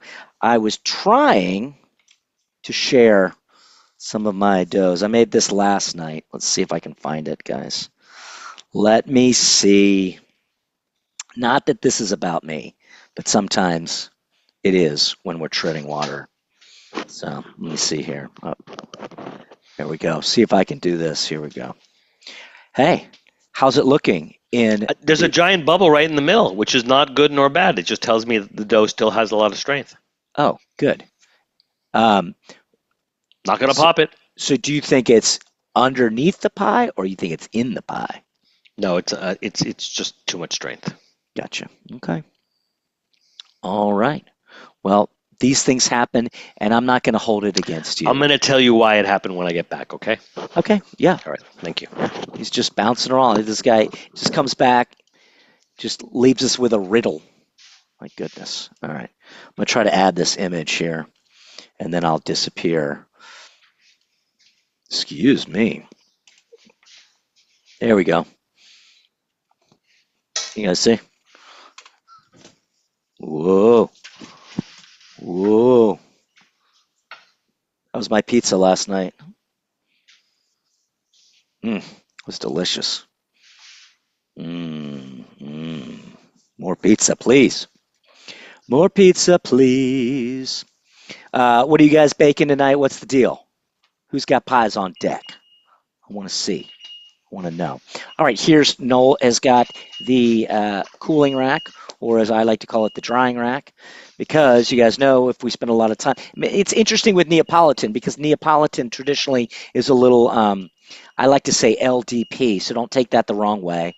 Limp blank pizza, it's just kind of you pick it up and everything kind of slides off. But whatever integrity we have managed to squeeze into the undercarriage of the crust, we'd like to attempt to maintain. So this pizza comes out, woof, look at that. Okay. Look at that little mama. All right. All right, here we go. Looks good to me. Yeah. So that's about a 2-minute and 15-second bake. Okay. So what I like, I do need to turn the pie. So that's the back of the oven there. It's got a little more leopard spotting, a little more browning. This is the front of the oven where it's a little whiter. So I just wanted to see if I didn't turn it, what would happen. Okay. So that's basically what happens. So you get a blonder version over here. So you do need to. I'm going to flip it over so you can see the bottom. Oh. So usually the first pie you can see it's got like some burnt spots, and you can see that's where the original bubble was.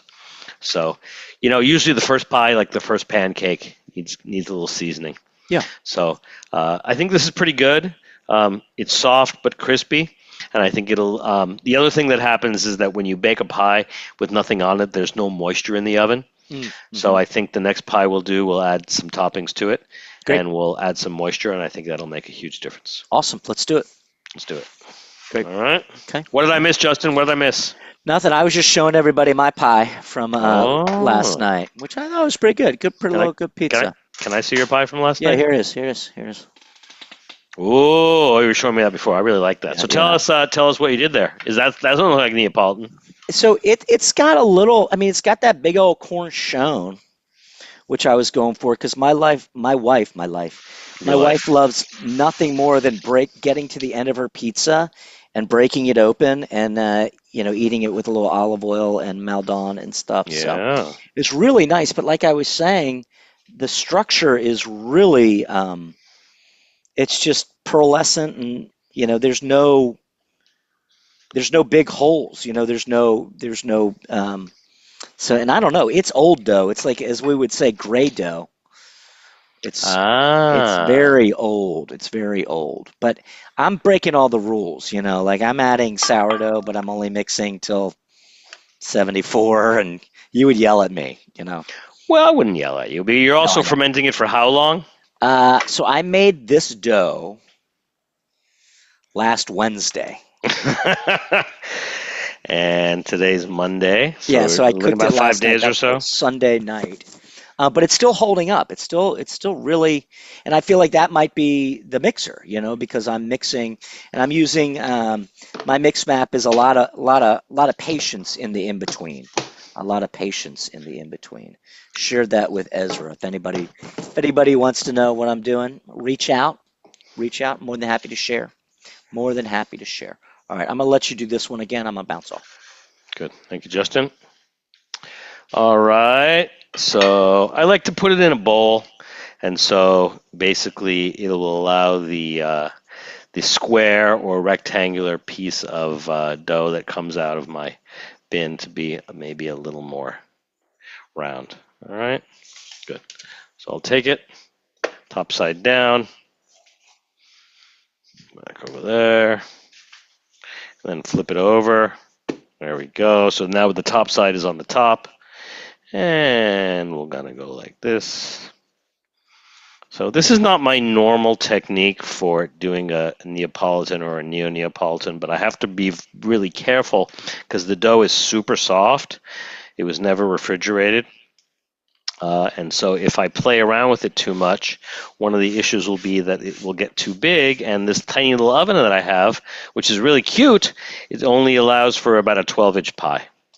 So I don't want it to get any bigger, so I have to be super careful about the way that I expand it. All right. So we're going around, and we're turning it about 90 degrees each time, flipping it over, being as gentle as we can. In general, I don't really have to put it on my knuckles to finish it, but I kind of like to do that. I know my Naples friends are like, "Noel, why do you do it? We taught you the right way."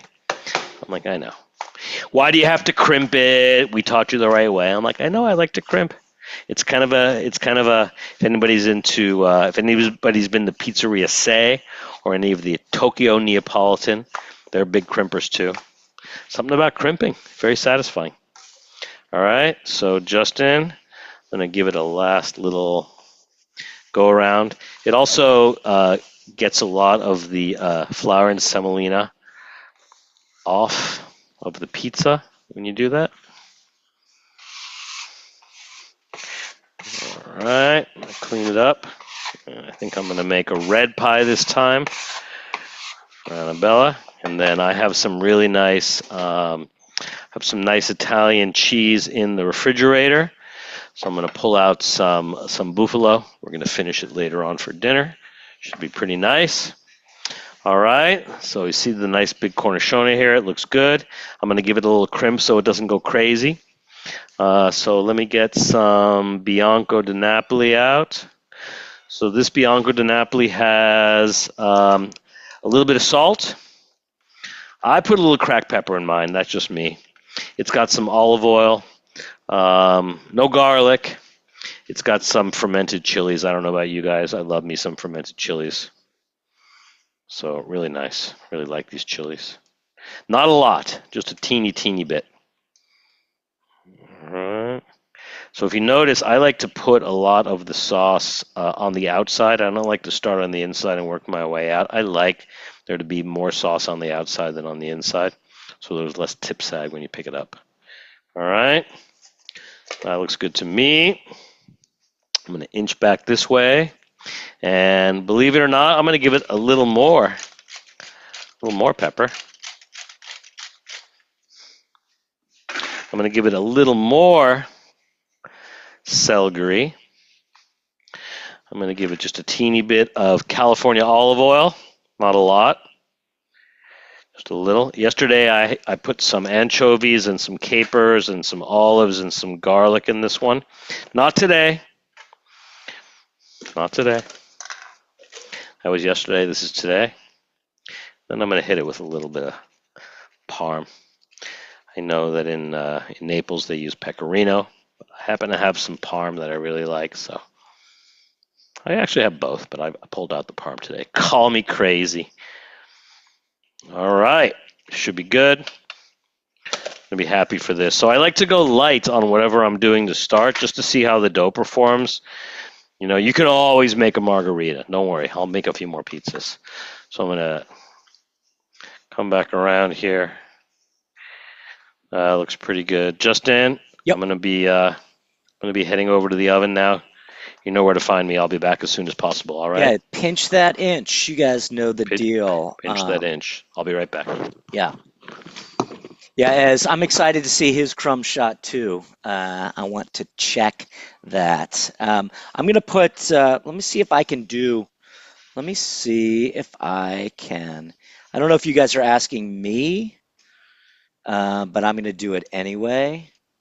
Oh, I don't think it's going to work because let's see if I can add this video. So I don't know how it's going to work. Oh, there it is. Okay. So sorry about my glass. It's disgusting. But this is like this little Breville. It's like a little Breville that I have a pizza steel in.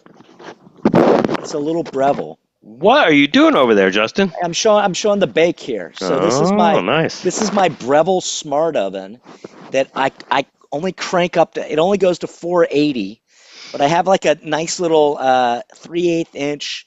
I guess that's a 13 round steel that fits in there. Looks good. So you can see me popping it in there. You got it dialed, Justin. And once you get that steel in there, I think the bottom, really the deck is like 530 at the most. So, James, I don't know if you're asking me, but I answered it anyway. No, people have questions. Good. Do me a favor. Let me get. We're coming up on the stretch and fold, and let me get this pie out, and then I will answer all the questions. Okay? Stretch and fold. I'm going to set it for another half an hour. Okay. Yes, sir. Thank you. All right. So that's anybody who's following along. The first stretch and fold should be happening now, but because of Noel's piss poor time management, I set it. What'd he do without me? We got to get this pizza out. So let's see how this red pie comes out. I wonder if he's doing the turn. Oh, no pie. No pie. So what's the deal? Oh, Still going. okay. So what was that? Was that 2.5? No, it's still going. Okay. I'm just coming by to say hello. Do you want to do a quick stretch and fold? I do not. I will. Let me get the pie out of the oven, then I will definitely do the stretch and fold. Okay, I have a question, and I want you to think about this. At what point, this is Brian's question, at what point with this dough would you put the dough in the fridge if you wanted to do a cold ferment? Or would you let the balls proof and then cold hold? Or I would, as soon as I balled the dough is when I would put it in the refrigerator. As soon as you balled the dough. Okay. Yeah. I mean, or shortly thereafter. Be right back. Okay. Brian, you heard it here.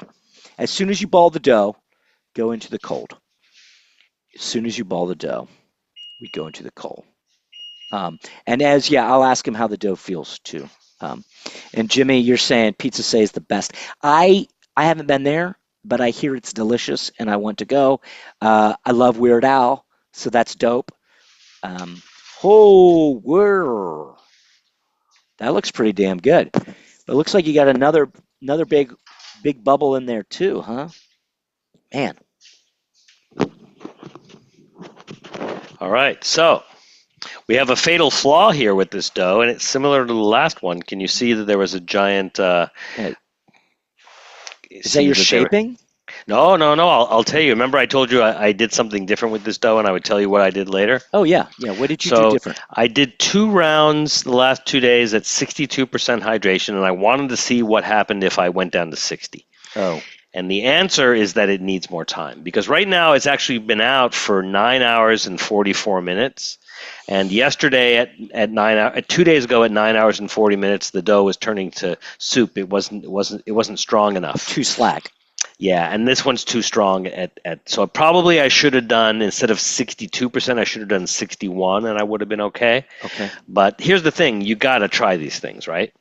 And so I already knew, because the dough was so good yesterday, that 62 is where you want to be. And so here's what I would say. Let's say you're doing a catering gig and you want this dough to sit out for 12 or 14 hours, then probably 60% hydration is probably where you want to be at. 60, because it can sit out for longer and it won't get too weak. So you got to try, right? Yeah. But generally speaking, I like the puffiness of the cornicione. It's just like a little 2.5-minute bake, same as the other one. Nice color. Mm-hmm. I got to work, because I'm kind of running back and forth, and it's a electric oven with a door that opens or closes. I don't really want to keep opening and closing it. Yeah. So I gotta work on my technique. But I think for what we're trying to show here, it's pretty cool. So works really well. My question is, when are you going to break out those skizzy D's and show us some crumb? I don't know what you're talking about. You know exactly what I'm talking about. We're not going to show you any crumb, because these are for my wife for dinner. You're not sorry. Everybody was asking, show us your crumb, show us your crumb. But no, denied. Ladies and gentlemen. There'll be time for crumb later on. This is not one of those classes. This is not one of those classes. Sorry, Ez. Sorry, Ez. Sorry, Ez. Noel's being coy with his crumb. Hey, how about you move that? It's my wife's birthday week. All right. She's the boss of the week. Move that pie out of the way and let's do a stretch and fold. Everybody wants to know, how the dough feels. So we want to know how the dough feels that you're stretching and folding. And then we want to know how the dough feels that's been sitting out for 9 hours. I have a sneaking suspicion, because we just kind of went over it, that it's still feeling a little snappy. It's a little snappy, yeah. Yeah, okay. So, there's a few things that I could have done. This is nice and soft and super that extensible. looks nice, yeah. Really beautiful. Yeah. So here's what I know that I could have done, and I've done this before, but I didn't want to cheat for this class. And I don't mean cheat, but one of the things I could have done is that I could have raised the temperature. I could have taken this dough and put it over near the oven, and that definitely would have softened it up. But I wanted to compare apples to apples, and so I knew that there was a slight possibility. So this dough is a lot smoother now. If I were to do a window pane test, you could basically see it's really beautiful. Can you see? That looks nice, yeah. Totally. Yeah. So I could get away with just one stretch and Show fold. us that window. I just spotlighted it. Will you show us the window one more time, buddy? Justin, you're a little late, but I'll try it. I know. Well, all I see is your big old knuckle. Hairy arm, Justin, Popeye. you're just asking for things you can't have. Uh-huh. Story of my life. Yeah, so it looks nice. Pretty good. Looks I good. would say one more stretch and fold in a half hour will be good. Doesn't need more than that. And you want to tell everybody, not that you're cheating, but your room temp is how are you gonna maintain that in your little Santa Monica apartment? Or your average size. I just open up my windows. Mm-hmm. But right now I've got all my windows closed. I mean, I've opened up the windows, but the blinds are closed, so I can have a little privacy and not make my neighbors hate me more than they do. Because they call me Pizza Radio around here. Pizza all the time. Oh, well. A lot of pizza. Dude, hey, breaking bread. Hey, I mean, I give away a lot of free pizza, so they don't hate me. But oh, really? I bet you do, man. I sure do. It's pretty nice. Pizza, bread, all of it. All right. Yes. So we have an issue here, and we know that 60 is probably 60% hydration is probably too low, and 62 like yesterday was right. But you got to try. You burn, you learn, right? That's if Chris Bianco was here, he would have said that before you said it. That's right. So, and I'm not going to dock my dough, and I'm not going to let it wait any longer. It is what it is. Yeah. So I am going to pull another dough ball out, and I'm going to make another pizza. What do you say? Did you say we had some questions? Yeah, we do. Well, Jimmy is asking, what type of fermented chilies are you putting in your sauce? Is that Calabrian? Oh, I have so many different kinds of fermented chilies in here, you wouldn't believe it. I have store-bought fermented chilies. I have chilies that I fermented myself with my friends. I trade fermented chilies with my friends who make them. So this is actually a fermented chili that I made with a friend of mine 2 years ago. It's been in my fridge. Oh, wow. Yeah, so I have this thing that I do where I'll take a scoop of fermented chilies out of the brining liquid, drain it, and then I'll mix it with some olive oil, and then instead of using the chilies, I'll use the olive oil because the flavor that you get, the aroma that you get from the fermented chilies is so much better when you mix it with the olive oil, and sometimes the chilies themselves are too strong. Jimmy wants to know if you can be friends. He's doing lacto-fermented Fresnos. That's what I got. These are lacto-fermented Fresnos. With lemon from his garden. Well, nice. We can certainly be friends. We are friends. Brothers in pizza. Or sisters in pizza. It doesn't matter to me. Pizza family. This is open source pizza, ladies and gentlemen. Now, let me ask Jimmy a question, since he asked me one. Yeah. Is it still considered lacto-fermented if you use vinegar or lemon, or is lacto-fermented only with salt? I don't know the answer to that question. I'm just asking. James, Mr. Haddow, if you want to answer that in the chat, I will be happy to read it. We have another question. Chris is asking, just to go over this one more time. Sure. How long to rest the dough after mixing? He missed that. So resting the dough, we're going to do, for this mix specifically, we did 30 minutes, stretch and fold, and then we're going to do another 30 minutes, stretch and fold. And then this dough is going to sit out at room temperature for another, 18 hours. Yeah. 18 hours. Then we're going to ball it, and then we're going to let it sit out again until you're ready to use it for another 6. So the lifespan of this dough, mixing at room temperature, is 24 hours. So when you're making this dough, Noel, correct me if I'm wrong, you want to say, I'm using this tomorrow at, if we had started at 5 p.m., I'm having my pizza party tomorrow with my friends at 5 p.m.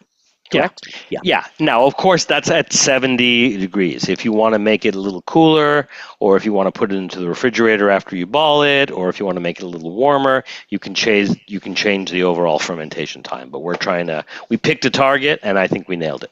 Great. Good, good, good. All right, I'm going to let you make this pizza. I'm standing by. Oh, and James is saying I'll read that right when he comes back. Okay. Yeah. Actually, you can read it now while I'm making this pizza. I can, but I don't like to read while. Okay. Because All then right, it just says Justin Dre, but I'll read it. Here we go. So the lemons get fermented along with the peppers. So it's a combo of peppers and spicy preserved lemons. No other acid in the mix. So I don't. Yeah. So I thought lacto fermented referred to salt fermented, but I might be wrong. I'm not an expert on fermentation in that regard. Okay. Me neither. And James, you were asking about the Breville indoors. So this is the Breville Smart Oven, which is like an air fryer, bake, this and that. So it's just a little counter. It's not the Breville pizza oven. It's just their smart oven, which is pretty big. I can fit a 13. You can like cook a bird. You can cook a small turkey or a chicken in there. But we use that in my average size apartment in Venice because we use our oven as a spot for all my pots and pans. You mean your real oven? My real oven. We use that as storage, and we love the little Breville. It's pretty good. I just wish it went up to, instead of 480, if it went up to 520, you could probably make really killer pies in it. I'm always having to cook it. I cook it about 8 minutes, 7 or 8 minutes, depending on how long I've let the steel warm up.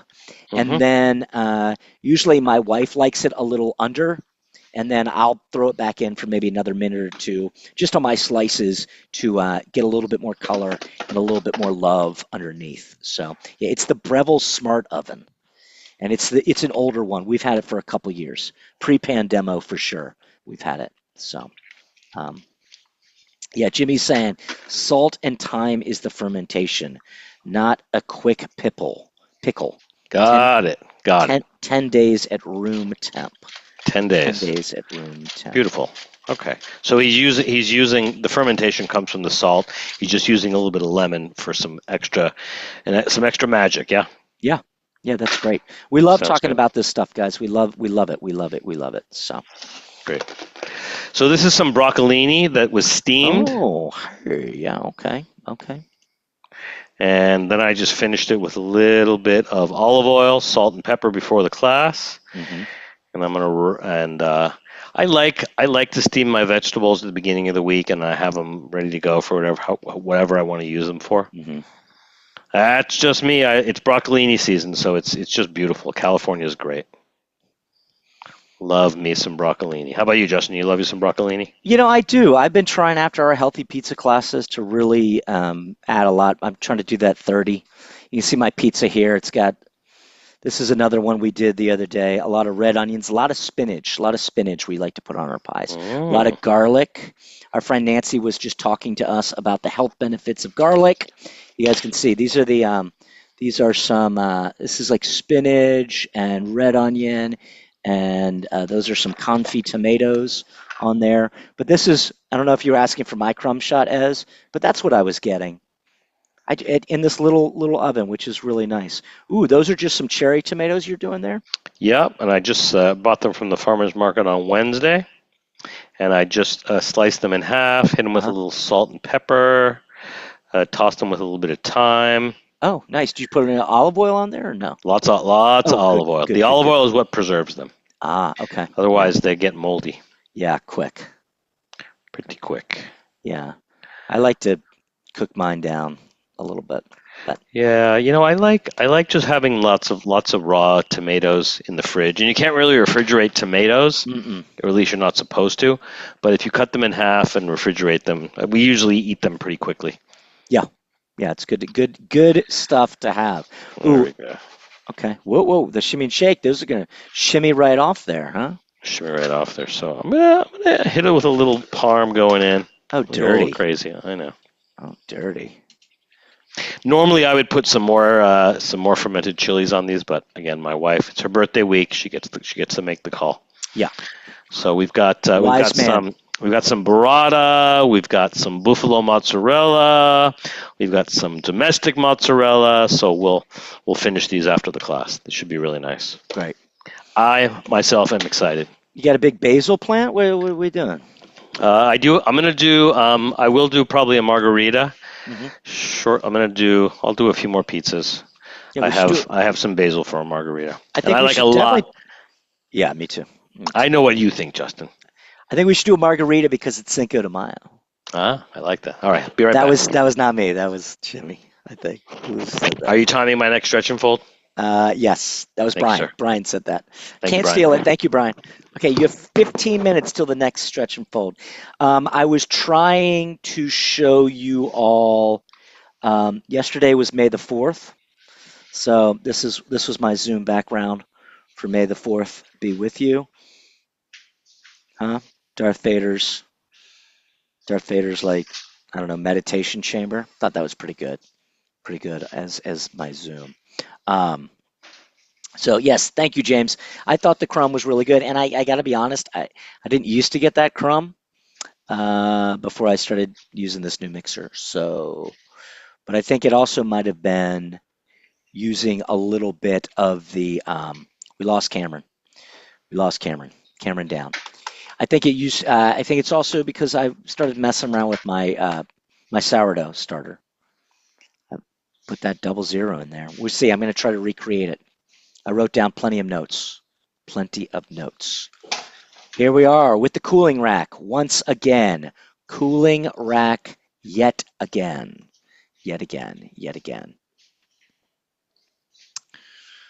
All right.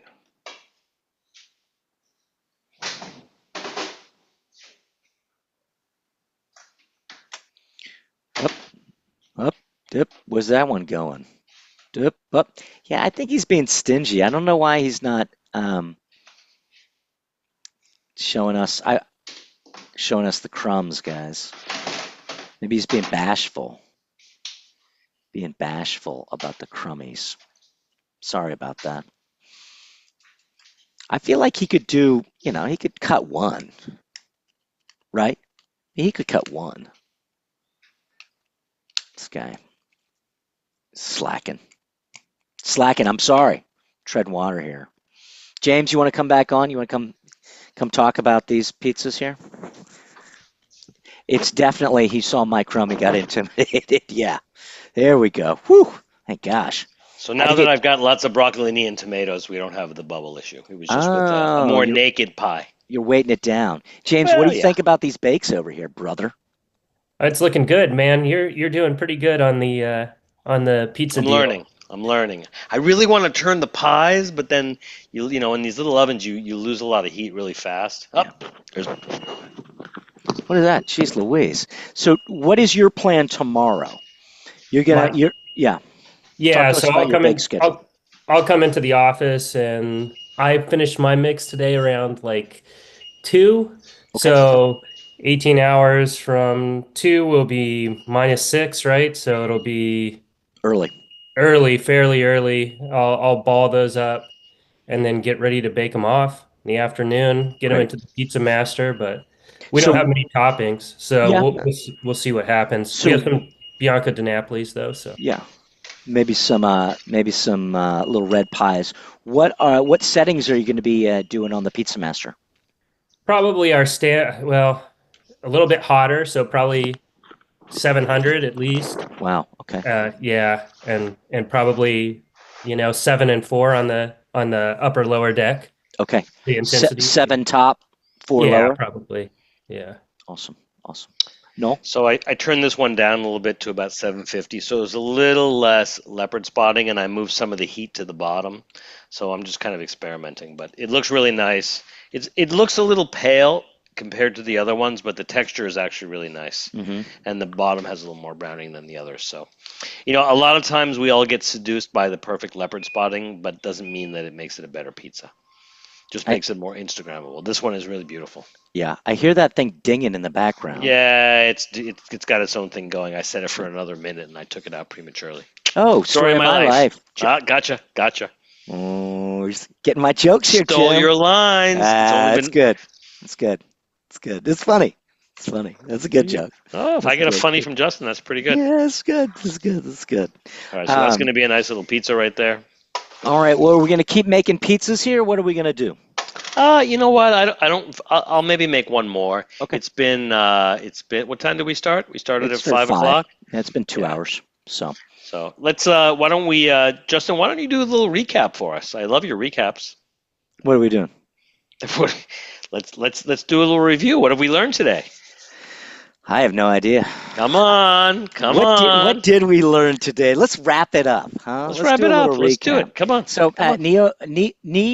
Neapolitan in Good. the spiral mixer, guys, we did 62% hydrato, right? And the inclusion rate here, 0.0255%, which is 2.5% levain, which was 1.625 grams. 3% salt, 62% hydration, bam. 20-minute mix. Came out a little hot, didn't it? Came out very hot. Came out a little hot. But just for fun, since you brought it up, Yeah. let me go grab the dough and see where it's at after maybe 40 minutes. Right? Okay. Well, it's been 50 minutes by my clock, but let's get a temp check here. Yeah. Now, Justin, you've been with me for a long time. You know that if this was a straight dough using instant dry yeast and we came out in the 90s, I would have gone into the refrigerator and did the emergency stretch and fold. But we're down from, where did we start at? 90? 91. 91. We're down to 85. So it's down to 6 degrees. So in about 40 minutes, we've come down to exactly what our desired dough temperature was. So I'm not mad. Almost 9 minutes. We got a stretch and fold. Good. So, excuse me. Geez, that was a big yawn. So that was our mix. And now we're baking them a little bit. Recapping. Noel is being coy about his crumb shot. I'm not being coy. He is. My He's wife being coy, gets to everybody. choose the pizza she wants, and she doesn't want one that's got a slice missing.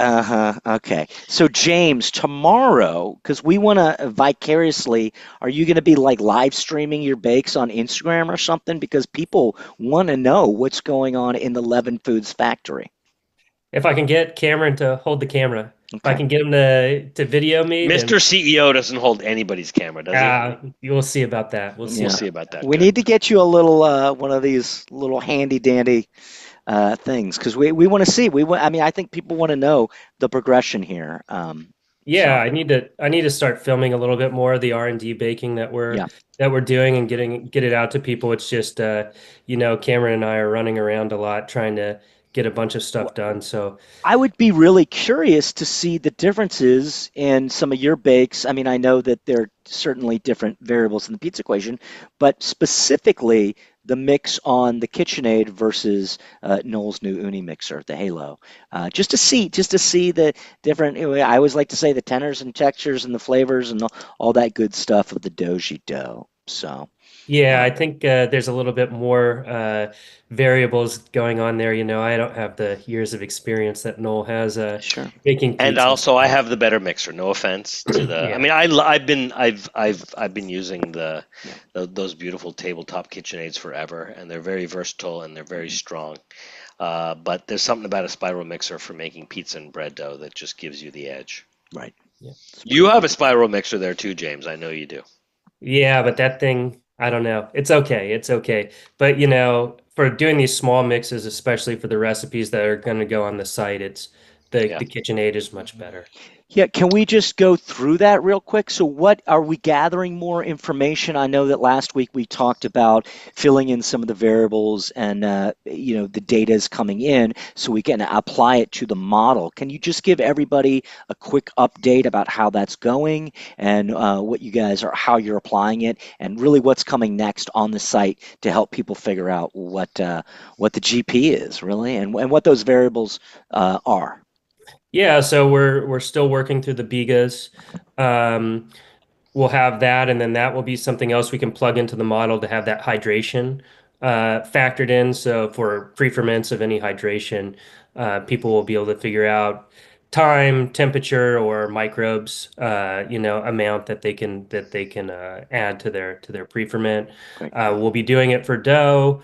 We're also trying to get recipes going, so we'll have this Neapolitan recipe up on the site in the next few days. Like Noel said, we'll have pan pizza, and then we're going to start working through some other stuff that I think people will be excited about. Not so much pizza, but probably some enriched breads, probably some bagels, Oh, uh, wow. things like that. Because we just want people to be able to use, the instant sourdough for anything that they would normally use yeast for. So we're trying to build out those additional recipes as well. So that's what we're looking at for, to go up on the site soon. Great. Great, Great. great. So how And about so, this? yeah.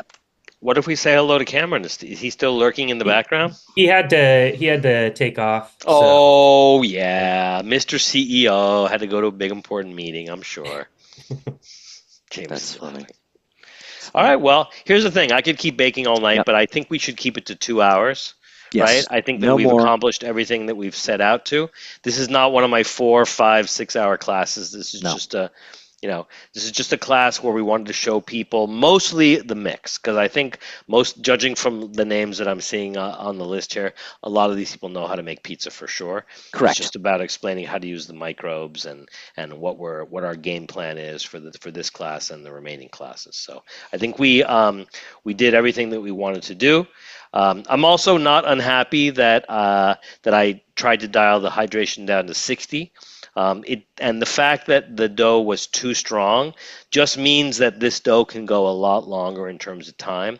So this dough, I balled it now 10 hours ago, and I wanted to see, compared to the yesterday's dough at 62, that went 9 hours and didn't have the rise. This one at 10 hours has a lot more strength than the 62%. So just 2%, just 20 grams of water made a huge difference. That's what I was saying. I mean, it just goes to show the Huge. power. 1%, 2% changes. Yeah. And once again, it comes back to what Noel and I talk about all the times.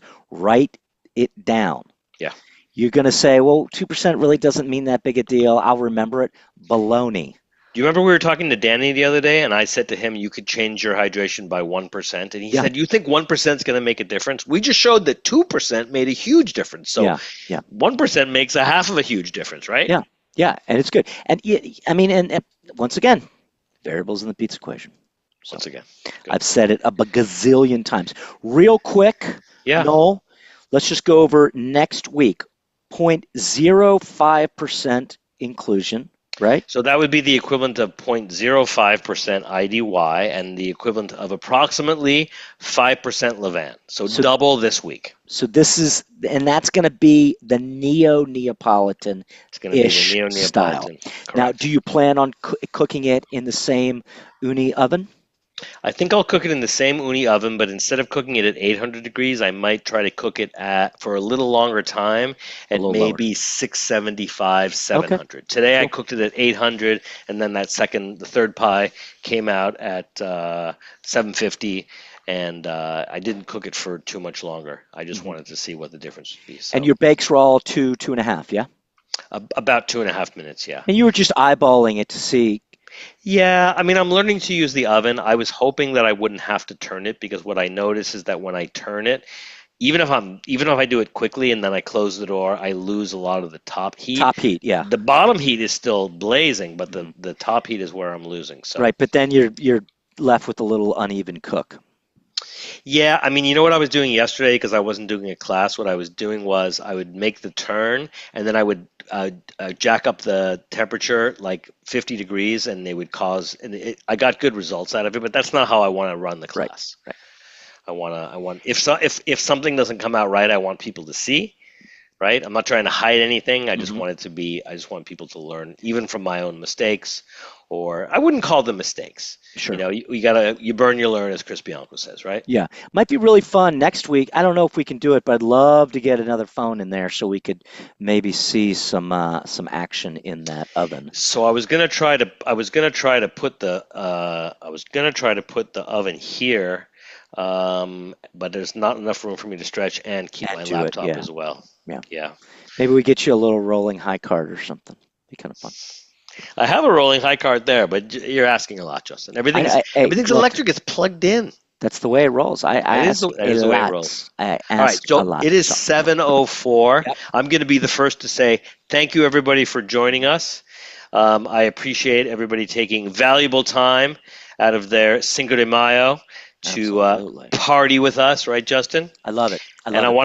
I want to thank James for zooming in from his home with his cute little dog. I'm sure you'd rather hang out with your cute little dog than with me and Justin. So thank you for hanging out with us, and thank you for doing the testing today on the home mixer. I'm sure that's going to be valuable for everybody when we get that recipe up on the site. Yeah, I'm definitely looking forward to seeing those results, and maybe we can, we'll talk about them obviously next Monday. No, would you do me a favor? Would you move your drying rack and put your dough right there? Because in 4, 3, 2, 1, why don't you take us out with a stretch and fold? Yes, sir. So that was Noel's thing. Guys, this is really exciting. That was Noel's thing. That was Noel's alarm to do his second stretch and fold. You know the deal. This is really exciting. Thanks for hanging out with us. If you had fun, tell your friends. If you didn't, go ahead. Tell your enemies. We'll still share some pizza with them. Here at Slow Rise, we do not get into the politics of pepperoni and pineapple. Oh no, my friends. We say pizza always, even Neapolitan, and always pizza. Thank you so much, Jimmy. Thank you so much, Noel. Annabella, happy birthday. There we go. What do you think, Noel? How's that dough looking? Pieces and slices, everybody. With All good. layer. Thank you, everybody. Thank you, Justin. Thank you, James. Thank you, Cameron, wherever you may be. Good job, everybody. Woohoo! Let's see if I get the fireworks now. You got something. I don't know what it was. Oh, you got fireworks. How do you get the fireworks? I Justin, don't you got know. all the tricks. I don't know how you do it. Bye, guys. We love you.